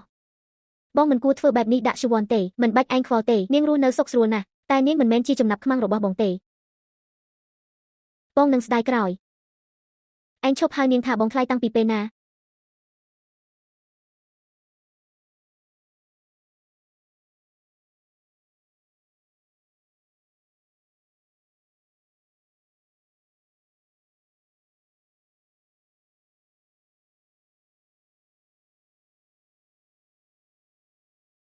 គ្រាន់តែជាស្រីកំណាន់លួចលាក់នៅខាងក្រៅម្នាក់សោះមកវាយរកអ្វីដាក់ខ្ញុំមីងយ៉ាងខ្ញុំគ្មានចំណង់អាហារទេនៅទីនេះខ្ញុំមិនត្រូវការអ្នកទេអ្នកទៅចោះចង់ដេញខ្ញុំទៅខ្ញុំត្រូវបានលោកប្រធានកែជួលមកក្នុងប្រាក់ខែខ្ពស់តើអ្នកដឹងទេថាមានគ្រួសារអ្នកមានប៉ុន្មាននៅខាងក្រៅចង់លួងលោមខ្ញុំគ្រាន់តែអ្នកសោះក៏ហ៊ានមកវាយយកដែរចង់ឲ្យខ្ញុំទៅគ្មានផ្លូវទេអ្នកណាជួលអ្នកមកអ្នកទៅរកអ្នកនោះទៅនៅទីនេះខ្ញុំពិតជាមិនត្រូវការអ្នកមែនត្រឹមអ្នករស់នៅកន្លែងកញ្ចាស់នេះហើយតើគ្រួសារអ្នកមានទ្រព្យសម្បត្តិប៉ុណ្ណាទៅខ្ញុំមើលទៅក៏មិនសូវជាខ្វល់ពីអ្នកដែរអ្នកនៅស្មានថាខ្លួនឯងមានតម្លៃខ្លាំងណាស់ឬអីខ្ញុំសូមណែនាំឲ្យអ្នកយល់ពីស្ថានភាពខ្លះផងដើរទៅណាយកបាយមកទីនេះ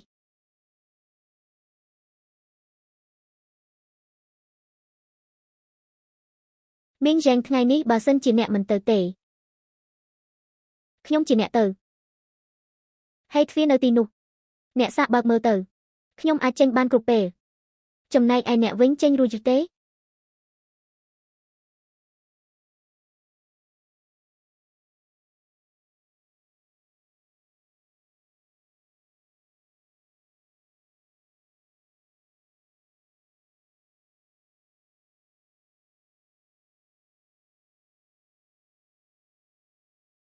របស់ស្អីហ្នឹង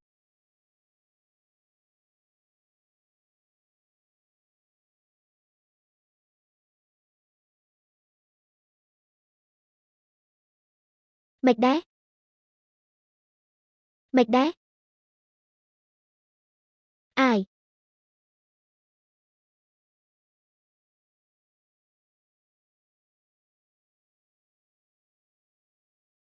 មួយ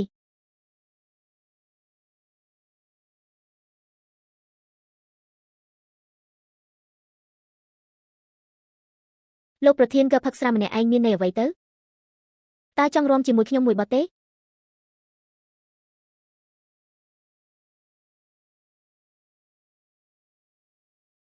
យ៉ាវរឹងខ្ញុំចង់ចេញទៅក្រៅ ខ្ញុំឥឡូវនេះ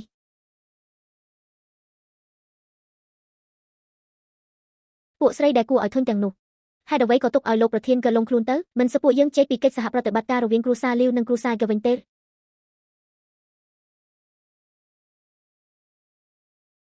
ហាហាហាអាយអាឡូលោកប្រធានក៏នាងឬកំពុងតែដេកលក់យ៉ាងស្រួលនៅក្នុងបន្ទប់តើថ្ងៃនេះអាហារពេលល្ងាចក៏មិនញ៉ាំថែមទាំងរាករូសទៀតឲ្យខ្ញុំក៏គ្មានវិធីអ្វីដែរ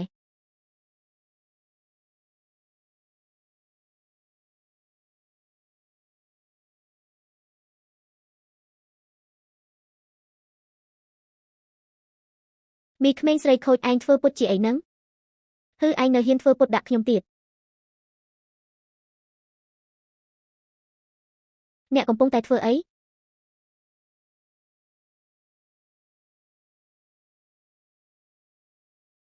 កាត់អី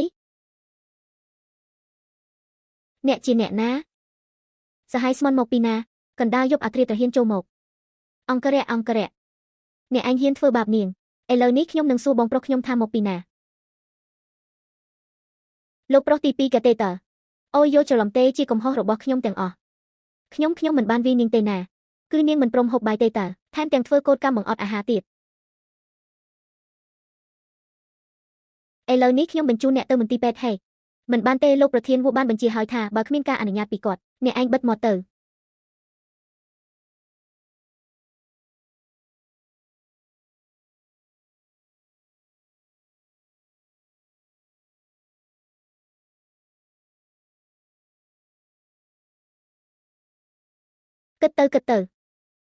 គិតទៅ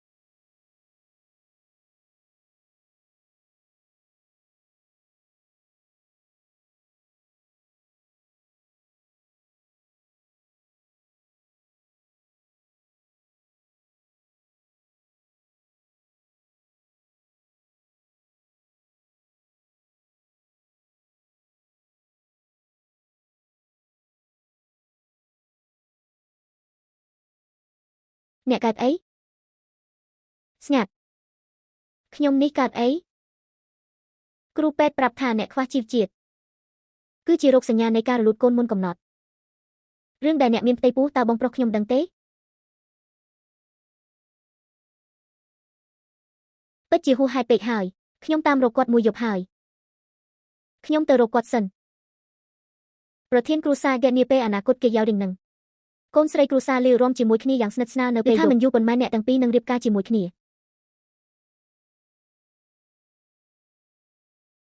នេះច្បាស់ជាសារព័ត៌មានសរសេរផ្ដេសផ្ដាសហើយនេះគាត់កំពុងធ្វើការជាមួយលោកប្រធានខេនយកខ្ញុំចេញពីទីនេះទៅខេងសុងខ្ញុំពិតជាមិនចង់ឲ្យខ្ញុំនិងកូនមានគ្រោះថ្នាក់ទេយ៉ាវរីងគាត់ធ្វើបាបខ្ញុំបែបនេះតើអ្នកចង់ឃើញខ្ញុំនិងកូនស្លាប់នៅទីនេះទេអ្នកជួយខ្ញុំបានទេ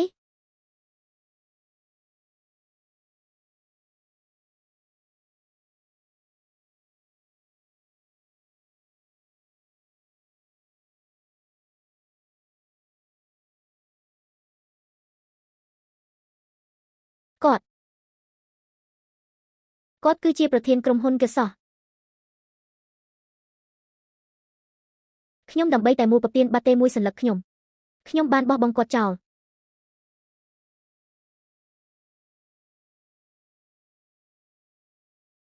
នោះបានជាសះស្បើយហើយឥឡូវនេះគាត់ជាបុរសពុះម៉ាយសេដ្ឋីពិតប្រាកដម្នាក់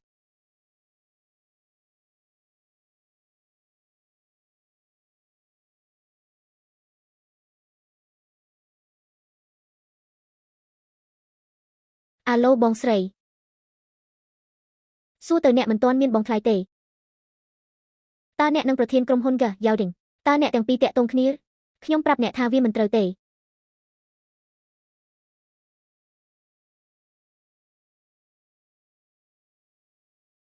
អាយ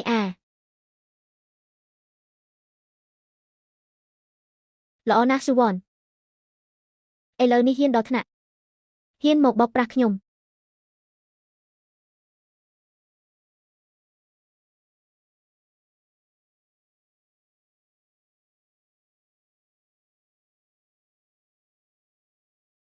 បងស្រី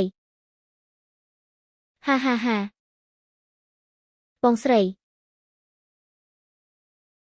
បើអ្នកមិនយោគយល់មុខមាត់បែបនេះអ្នកកុំបន្ទោសខ្ញុំអីដណ្ដើមយករឿងដែលគួរតែជារបស់ខ្ញុំពីដំបូងមកវិញ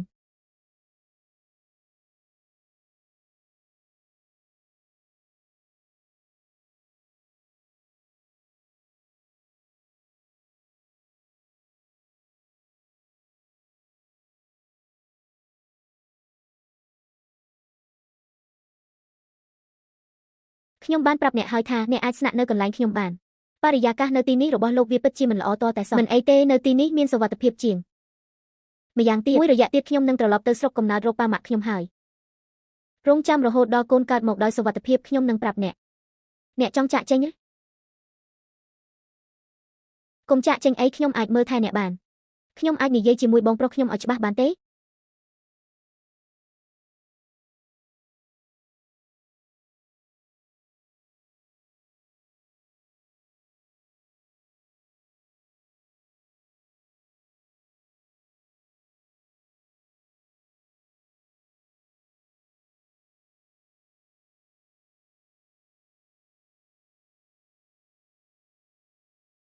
យ៉ាវឌិងក្រៅពីកូនខ្ញុំយកតែរបស់នេះទៅប៉ុណ្ណោះចាត់ទុកថាជាអនុស្សាវរីយ៍ដែលធ្លាប់ស្រឡាញ់គ្នាទៅចុះដូច្នេះគាត់ក៏ខ្លាចជាកំហុសមួយទៅហើយខេងសុង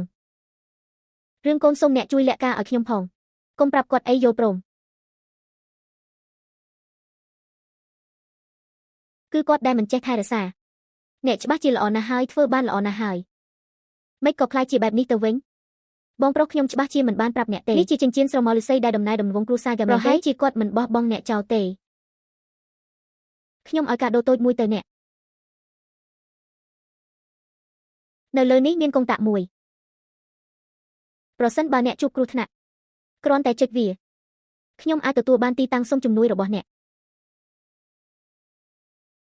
ប៉ុន្តែខ្ញុំសង្ឃឹមថាអ្នកនឹងមានវាជារៀងរហូតបើសិនជាមានរឿងអីត្រូវតែទូរស័ព្ទមកខ្ញុំយកព្រមទេបងស្រីអេណាតាមពិតខ្ញុំក៏ទោះបីជាខ្ញុំនិងបងប្រុសអ្នកបែកគ្នាហើយក៏ដោយប៉ុន្តែខ្ញុំនៅតែជាបងស្រីអេណារបស់អ្នកជានិច្ច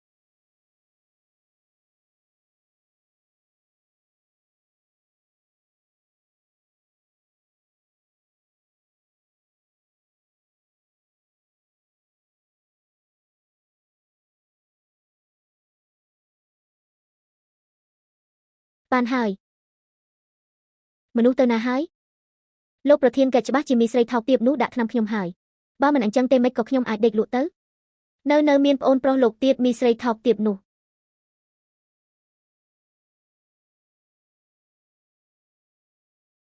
មិនឆាប់ទៅឆាប់ទៅ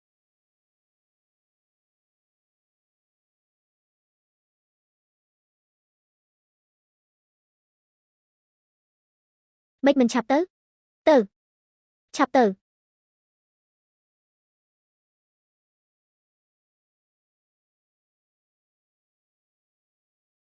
គឺខេងសុង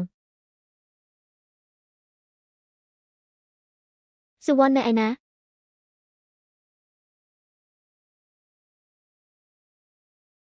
ខ្ញុំធ្វើមិនដឹងទៅលាក់បាំងខ្ញុំវាពិបាកណាស់ឬ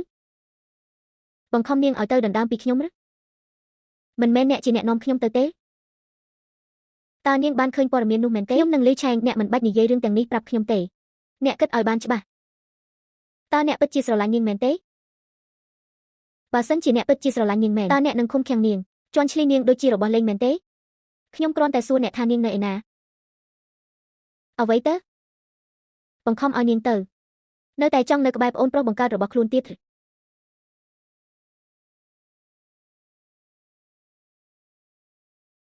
លោកប្រធានស៊ូតើអ្នកក៏ចូលចិត្តស៊ូវ៉ាន់ដែរមែនទេតើអ្នកក៏ចូលចិត្តស៊ូវ៉ាន់ដែរមែនទេបើដឹងមុនថាអ្នកធ្វើដាក់នាងបែបនេះខ្ញុំគួរតែចូលចិត្តនាងឲ្យលឿនជាងនេះគួរឲ្យស្ដាយនាងឥឡូវនេះមិនចង់ជួបអ្នកណាទាំងអស់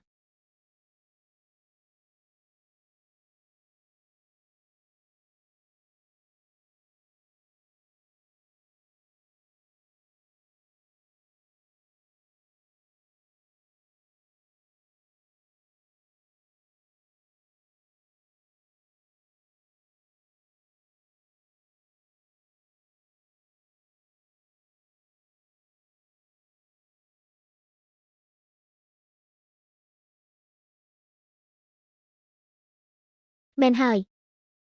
គឺចាប់ផ្ដើមតាំងពីពេលណាមកភាពល្អរបស់នាងសេចក្ដីល្អត្រូវខ្ញុំវាយបំបាក់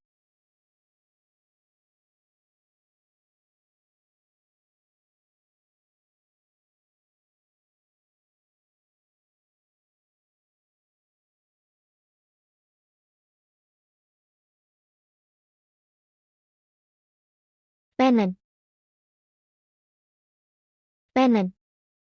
បងស្រីតើអ្នកដឹងទេថាអ្នកដែលអ្នកជួយសង្គ្រោះគឺជាប្រធានក្រុមហ៊ុនកាតើអ្នកតាក់ទងជាមួយគាត់មែនទេអត់ទេខ្ញុំនឹងគាត់មិនមានទំនាក់ទំនងអ្វីទេបងស្រីប៉ុន្តែខ្ញុំធ្លាប់ត្រឡប់ទៅផ្ទះមុននេះខ្ញុំឃើញច្បាស់ណាស់ថាអ្នកនាំគាត់មកផ្ទះរស់នៅជាមួយគ្នាអ្នកសុទ្ធតែដណ្ដើមយកគាត់បាត់ទៅហើយហេតុអ្វីអ្នកនៅតែមកបោកប្រាស់ខ្ញុំទៀត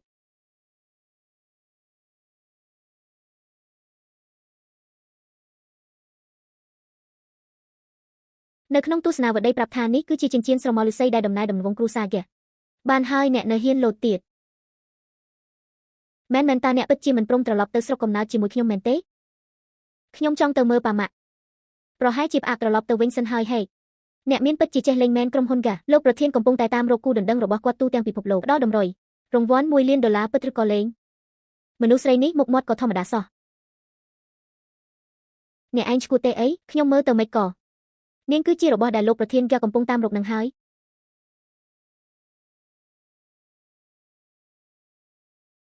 អើយមិនដូចទេ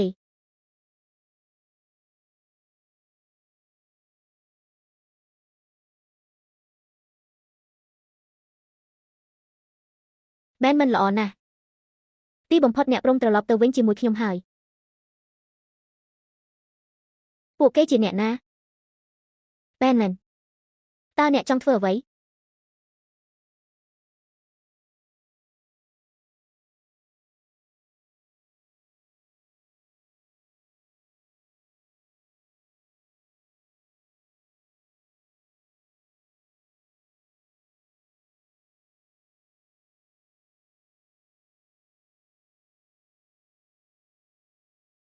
បងស្រីចាប់ពីពេលនេះទៅអ្នកគឺជាស៊ូមែនហើយខ្ញុំគឺស៊ូវ៉ន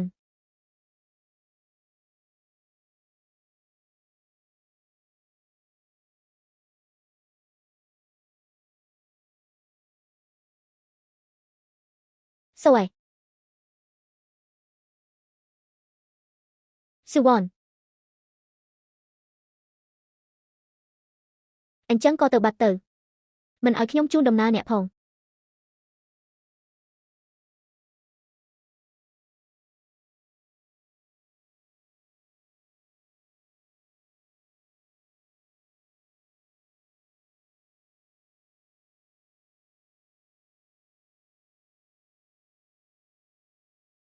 គឺអ្នកជាអ្នកយកស៊ូវ៉នទៅមែនទេមានន័យថាម៉េចស៊ូវ៉នបាត់ខ្លួនហើយតើអ្នកជាអ្នកចាប់នាងឃុំទុកម្ដងទៀតមែនទេឯងកំពុងតែនិយាយឈ្គួតអីពិតជាឯងដែលនាំស៊ូទៅមែនវ៉ាន់កើតអីនិយាយមកនាងហាក់ដូចជាមានរឿងហើយ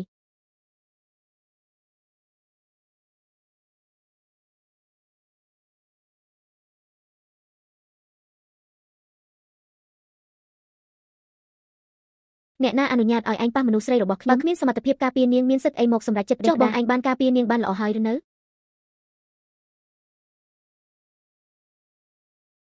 ប៉ាម៉ាក់តាមពិតខ្ញុំក្រៅពីអ្នកនាងគឺជាមនុស្សតែម្នាក់គត់ដែលខ្ញុំអាចទុកចិត្តបានទាំងស្រុងប្រសិនបើថ្ងៃណាមួយអ្នកក្បត់ខ្ញុំក៏នឹងខឹងដែរយូមេបានស្លាប់បាត់ទៅហើយការពិតគឺមិនអាចនិយាយឲ្យច្បាស់តាំងពីយូរហើយ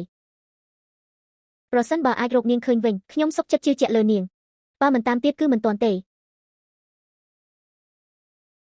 ទឹកមុខអី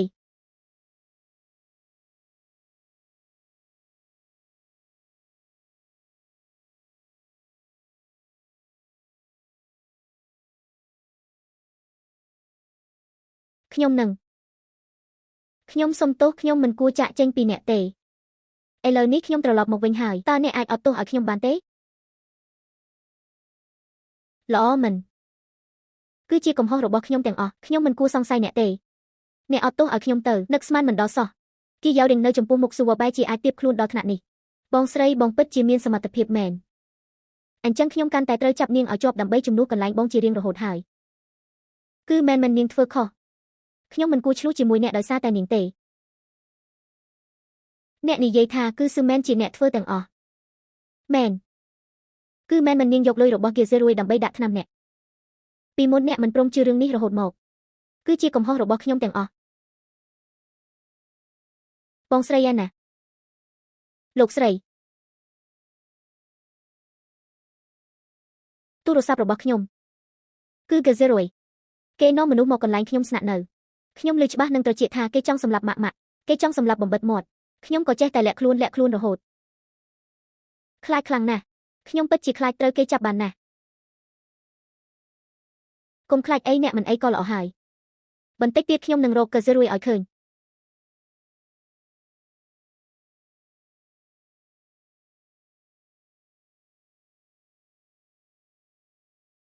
រឿង Gezerui ទុកឲ្យខ្ញុំចាត់ការចុះយល់ព្រមបងស្រីឯណារឿងរបស់អ្នកគួរតែប្រញាប់ប្រាប់បងប្រុសគាត់ច្បាស់ជាសប្បាយចិត្តណាស់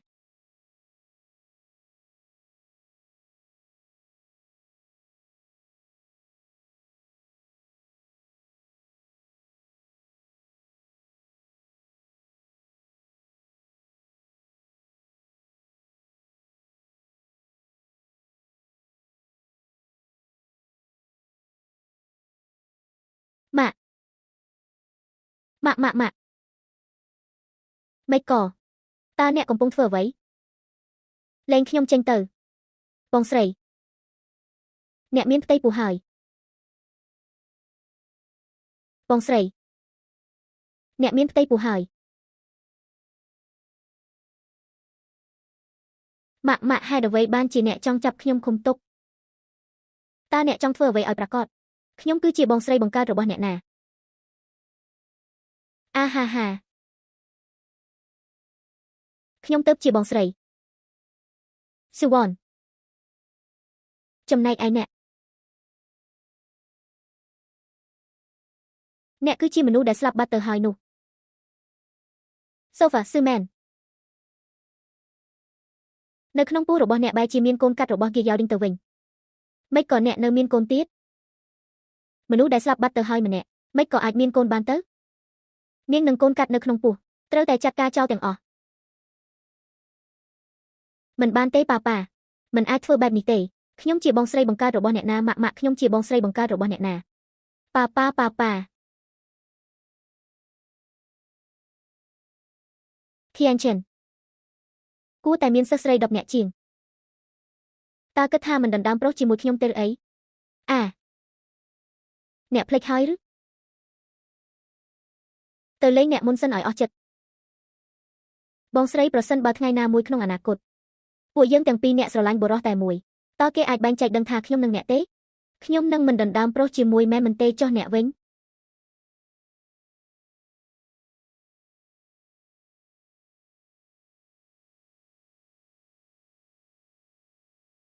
ម៉ាក់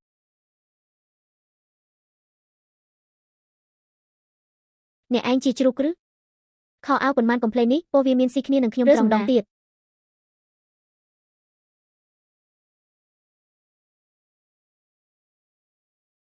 ស្អីគេហ្នឹងមួយក្រុមនេះអាក្រក់មើលណាស់បងស្រីណាហេតុអ្វីបានជាចរិតអ្នកប្រែជាអាក្រក់ម្លេះនឹកស្មានមិនដល់សោះថាប្អូនប្រុសរបស់ Geyaoding ក៏ចាប់អារម្មណ៍ស៊ឺវ៉នដែរស៊ឺវ៉នធម្មតាអ្នកធ្វើខ្លួនបានសមរម្យល្អណាស់ខេងសុងខ្ញុំក៏មិនដឹងថាខ្ញុំនេះកើតអ្វីដែរគ្រាន់តែគិតពីរឿងរបស់មែនមិននឹង Gezerui ខ្ញុំមានអារម្មណ៍ភ័យខ្លាចនិងធុញថប់ខ្លាំងណាស់តើអ្នកក៏មិនចូលចិត្តខ្ញុំរៀងបែបនេះដែរឬអ្នកកុំគិតផ្ដេសផ្ដាសគិតអីខ្ញុំនឹងប្រញាប់រក Gezerui ឲ្យឃើញតើមកពីអ្នកមានផ្ទៃពោះទើបបានជាបដូរចរិត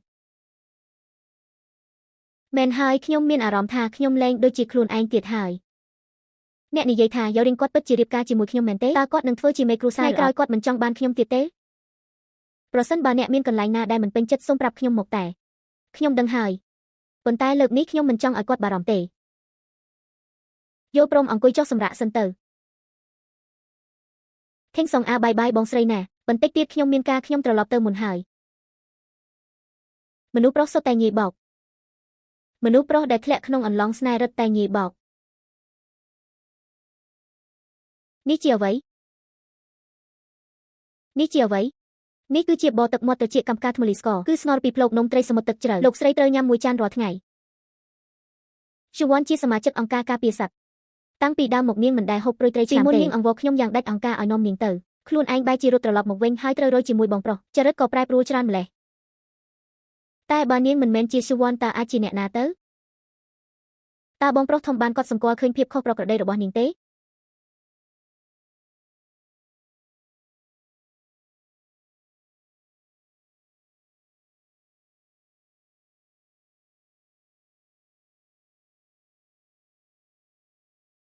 យ៉ាវឌិង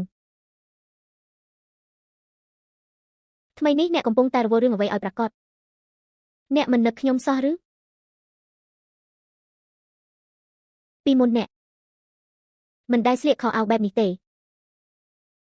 នោះក៏ដោយសារតែខ្ញុំមានអារម្មណ៍ថាថ្មីអ្នករៀងត្រជាក់ស្រេបដាក់ខ្ញុំចង់ធ្វើការផ្លាស់ប្ដូរបន្តិចបន្តួចសម្រាប់អ្នកប្រពន្ធសម្លាញ់អ្នកពិតជាលែងខឹងខ្ញុំទៀតហើយមែនទេខ្ញុំជាមនុស្សដែលស្ទើរតែស្លាប់ម្ដងទៅហើយ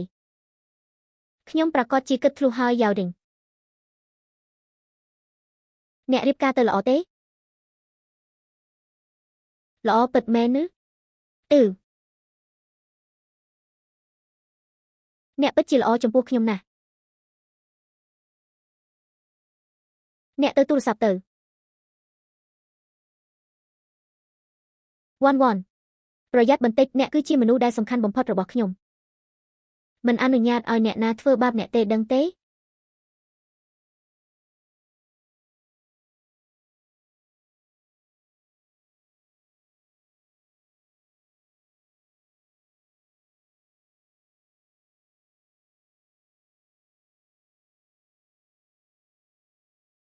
ខ្ញុំសុំស្ដាប់បន្តិចជំងឺអីក៏មិនប៉ះខ្ញុំសូម្បីតែម្ដងចេះតែសង្ស័យខ្ញុំ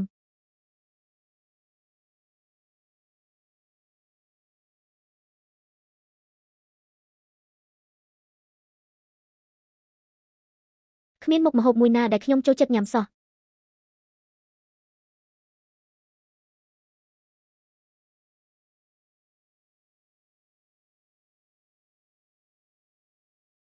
អ្នកជាអ្នកណាអនុញ្ញាតឲ្យអ្នកចូលមកអ្នកគឺជាស៊ីវ៉ននឹកស្មានថាហ្គេយ៉ាវឌិងលាក់ទុកទេពធីតាអ្វីនៅក្នុងផ្ទះសោះក៏ត្រឹមជារបស់អ្នកនេះសោះ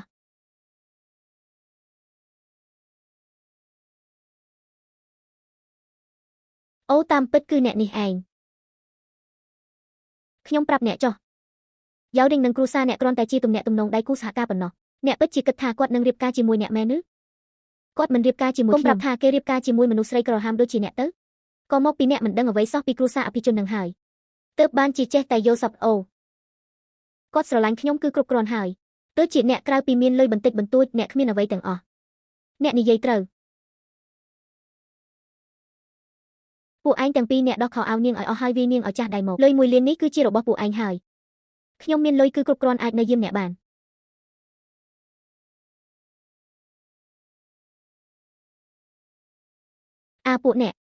ពួកឯងមិនហ៊ានទេលែងខ្ញុំចេញ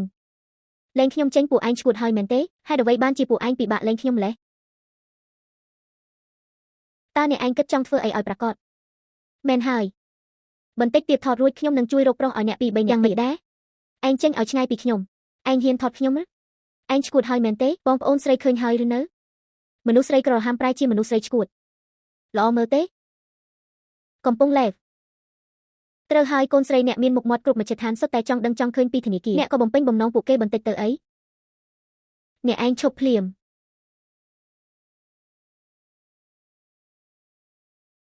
យ៉ាវឌិងគឺនាងឡើងមកធ្វើបាបខ្ញុំដល់ផ្ទះគាត់ធ្វើបាបអ្នកដើម្បីរៀបការជាមួយខ្ញុំលោកអនុប្រធានអ្នកពិតជាចង់រៀបការជាមួយមនុស្សស្រីដែលការអប់រំបែបនេះមកធ្វើជាប្រពន្ធក្នុងគ្រួសារខ្លាយជាធ្លុកទេមានពាក់ព័ន្ធអ្វីនឹងកញ្ញាលាវល្អខ្ញុំចាំមើល ពេលលោកអនុប្រធានត្រឡប់មកវិញធ្វើមិនក្តោបក្តាប់អំណាចរដ្ឋថែមទាំងពីការទៀត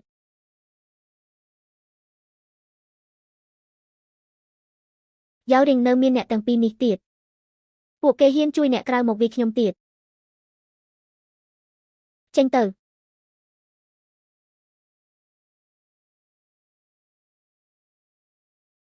តាមពិតទៅមនុស្សស្រីនោះនិយាយហាក់ដូចជាត្រូវនាងនិងអ្នកទើបជាគូដែលស័ក្តិសមគ្នាតាមឋានៈពិតប្រាកដនាងនិយាយថាមនុស្សស្រីក្រហាមដូចជាខ្ញុំនេះ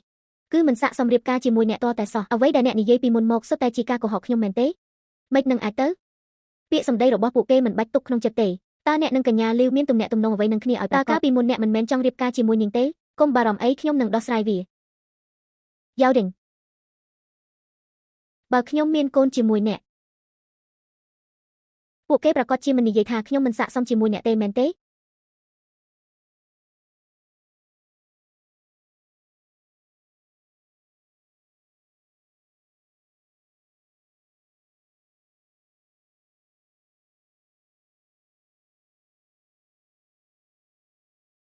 តារកឃើញកាហ្សេរួយហើយឬនៅខ្ញុំនឹងវាន់ចិត្តរៀបការហើយមិនអាចឲ្យមានរឿងនឹកស្មានមិនដល់ណាមួយកើតឡើងជាដាច់ខាត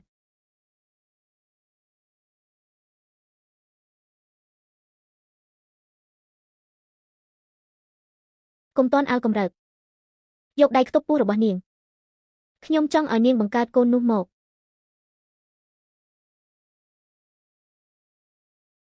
មានកូនដែលត្រៀមរួចជាស្រេចតើនៅខ្លាចចង់មិនជាប់តំណែងជាលោកស្រីកានេះទៀតឬបងស្រីអញ្ចឹងខ្ញុំនឹងឲ្យអ្នករស់នៅបានប៉ុន្មានខែទៀតចុះបងស្រីបងស្រីអ្នកដាច់ខាតមិនអាចស្លាប់ទេអ្នកត្រូវតែចាំសម្រាលកូនមួយនេះឲ្យបានស្រួលបួលសិន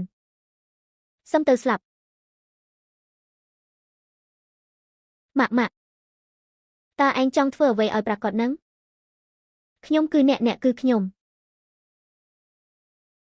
កូនដែលអ្នកបង្កើតមកនោះគឺជាកូនរបស់ខ្ញុំហើយខ្ញុំចិត្តមានកូនហើយតើអ្នកសប្បាយចិត្តទេពួកយើងជាសាច់ញាតិមនុស្សបើមិនគិតពីខ្លួនឯងទេវតានឹងដាក់ទោសមនុស្សដែលមុខមាត់ដូចគ្នាបេះបិទសូម្បីតែបុរសដែលអ្នកស្រឡាញ់ក៏នៅជាមួយគ្នាដែរចុះចាំបាច់អ្វីត្រូវមានរូបរាងដូចគ្នានៅលើលោកនេះតើអ្នកគិតថាវាគួរឲ្យទុកអ្នកឲ្យអ្នកធ្វើជាបិសាចមែនទេត្រូវហើយបងស្រីអ្នកគិតមើលឲ្យច្បាស់ទៅកាលពីមុនគឺអ្នកជាអ្នកនៅកំដរគាត់ឆ្លងកាត់ការលំបាកដូច្នេះសេរីសួស្ដីនឹងទ្រព្យសម្បត្តិនៅថ្ងៃអនាគតមិនមែនសុទ្ធតែជារបស់ខ្ញុំទាំងអស់ទេខ្ញុំឲ្យកាដូតូចមួយទៅអ្នកនៅលើនេះមានកុងតាក់មួយប្រសិនបើអ្នកជួបគ្រោះថ្នាក់គ្រាន់តែចុចវាខ្ញុំអាចទទួលបានទីតាំងសុំជំនួយរបស់អ្នកប៉ុន្តែខ្ញុំសង្ឃឹមថាអ្នកនឹងមិនជួបវាជារៀងរហូតបើសិនជាមានរឿងអីត្រូវតែទូរស័ព្ទមកខ្ញុំយកព្រមទេ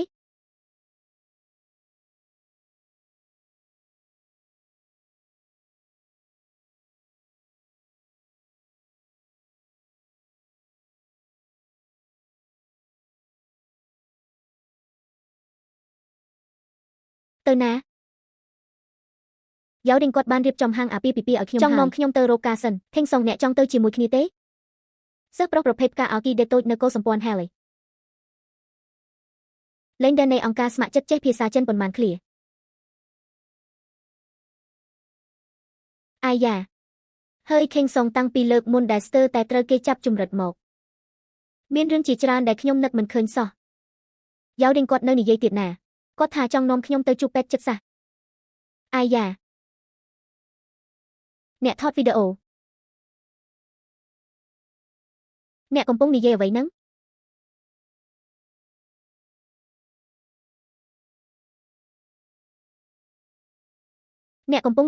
ង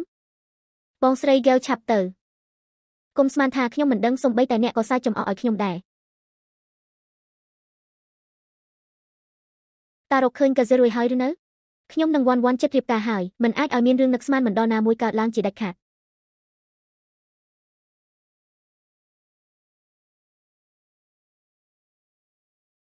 លោកប្រធានក៏តើលោកមិនមានអារម្មណ៍ថាទូរស័ព្ទថ្មីបដូរហើយឬខ្ញុំមើលទៅហាក់ដូចជាល្ងងណាស់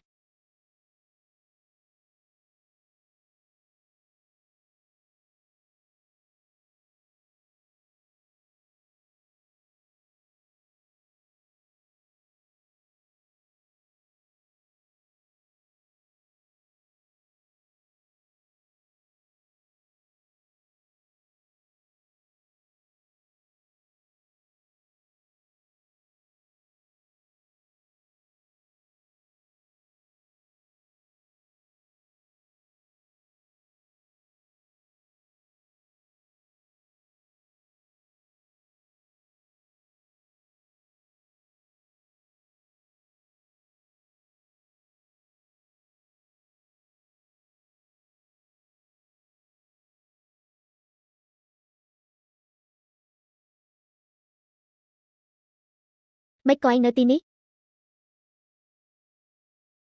លើកនេះមិនធ្វើពុតជាមិនស្គាល់ខ្ញុំទៀតទេ Who do you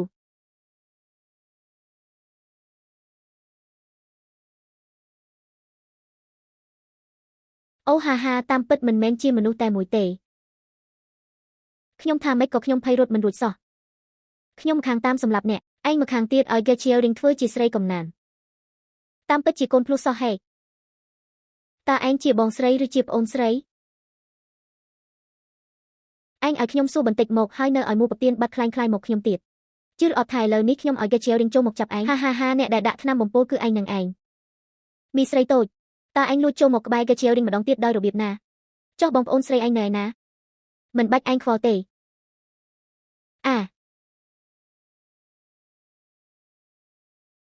នេះគឺចង់ធ្វើជាលោកស្រីក៏មែនទេរូបថតដែលឯងដាក់ថ្នាំបំពុល Gechiering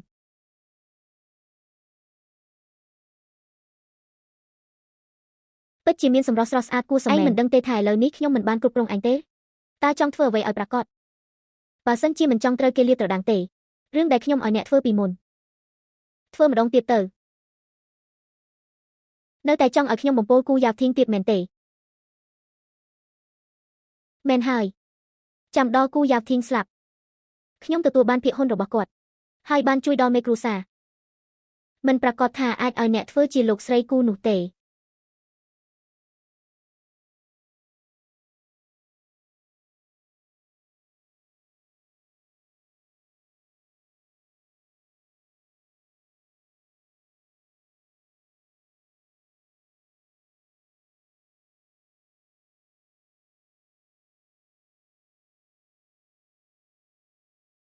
នៅឲ្យស្ងៀមបន្តិចទៅអេបងស្រីលោកប្រុសវាងយកម្នាក់នេះទៅវិញទៅបាទបើអ្នកទីមិនខុសទេម្នាក់នៅផ្ទះឥឡូវគឺជាមនុស្សកំសាកគាត់មិនទាន់ស្លាប់ទេ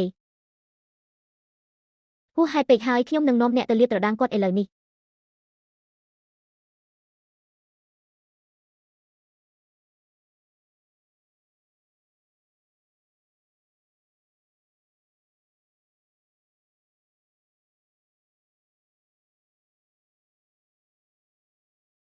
គាត់ត្រូវបានគេចាប់យកទៅហើយខ្ញុំសួរថាតើអ្នកកើតអ្វីមិនសូវស្រួលខ្លួនទេយើងទៅមន្ទីរពេទ្យ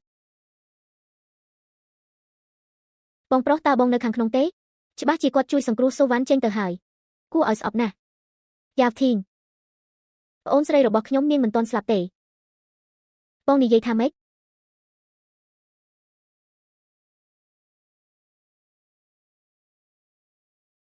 ខ្ញុំស្រឡាញ់អ្នកពួកគេនៅខាងក្នុងសង្គមនេះហើយឈីងសុងពួកយើងកុំទៅល្អជាងហេតុអ្វីអ្នកប្រកាសទេយ៉ាវធីងគាត់ចង់ជួបឥឡូវនេះមែនទេតើអ្នកបន្ទោសបងប្រុសខ្ញុំដែលមើលមិនដឹងថានាងជាមនុស្សខ្លាំងៗមែនទេនៅតាមផ្លូវសុទ្ធតែផ្សាយដំណឹងថាគាត់រៀបការតើអ្វីដែលគាត់ចង់បានពិតប្រាកដជាខ្ញុំឬក៏ផ្ទៃមុខមួយនេះអ្នកដឹងច្បាស់ហើយធម្មតាបងប្រុសខ្ញុំក៏មិនល្ងងម្លេះដែរទោះយ៉ាងណាក៏ដោយអ្នកដែលបំពុលបងប្រុសខ្ញុំច្បាស់ជាស៊ូម៉ាន់នាងចាប់ជំរិតអ្នកថែមទាំងចង់សម្លាប់អ្នកទៀតមនុស្សខូខើដូចជានាងនៅក្បែរបងប្រុសខ្ញុំតើអ្នកមិនបារម្ភទេបើអញ្ចឹងធ្វើបែបនេះទៅខ្ញុំនឹងប្រាប់រឿងស៊ូម៉ាន់ទៅបងប្រុសខ្ញុំសិនមើលថាតើគាត់គិតយ៉ាងម៉េចអ្នកចាំសម្រេចចិត្តថានឹងទទួលយកគាត់វិញឬអត់យកព្រមទេ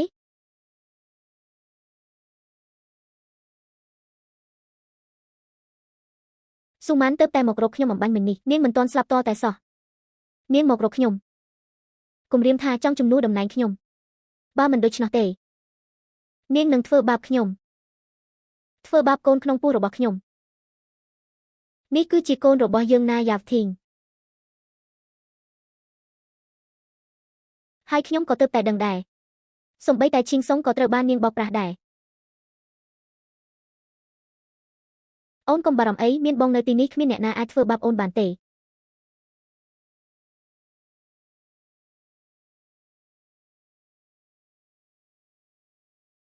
បងកុំចាញ់បោកនាងទៀត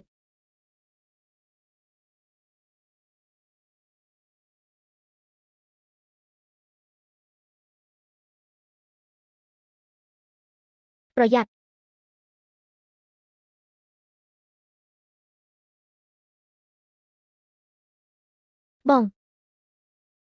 បងនាងមិនមែនជាសូវ៉ាន់ទេនាងគឺស៊ូម៉ាន់ជានាងដែលបានបំពុលបងនាងបានចាប់ជំរិតបងស្រីអានណាហើយបន្លំខ្លួននៅក្បែរបងនិយាយទៅនាងគឺសូវ៉ាន់មានកូនរបស់ខ្ញុំប្រាប់ស៊ូម៉ាន់ផងដល់យកដល់មុខសូវ៉ាន់ខ្ញុំនឹងទុកជីវិតឲ្យនាងកុំបង្ហាញមុខនៅចំពោះមុខខ្ញុំទៀត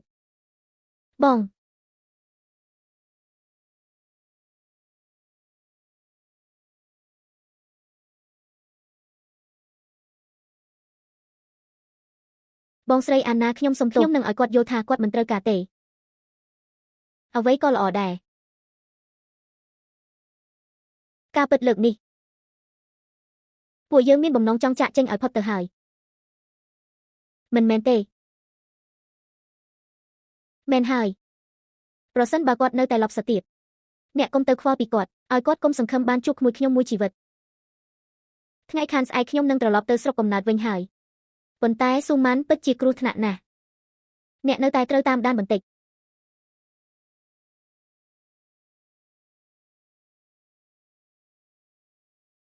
លើកនេះខ្ញុំជូនអ្នកទៅ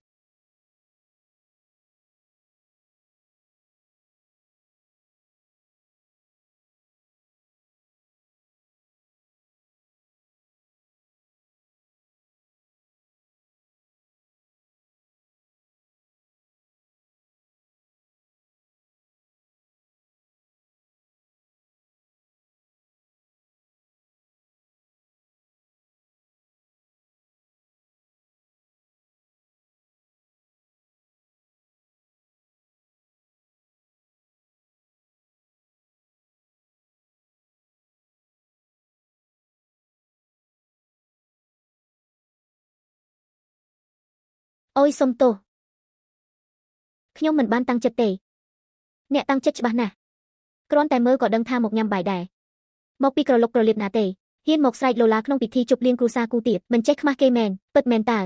គ្រាន់តែជាស្រីកំណានធម្មតាម្នាក់ហ៊ានមករករឿងនៅទីនេះប្រយ័ត្នគេដេញចេញណាខ្ញុំគឺជាភរិយាមេគ្រួសារនៅថ្ងៃអនាគតពួកឯងហ៊ានមិនគោរពខ្ញុំផង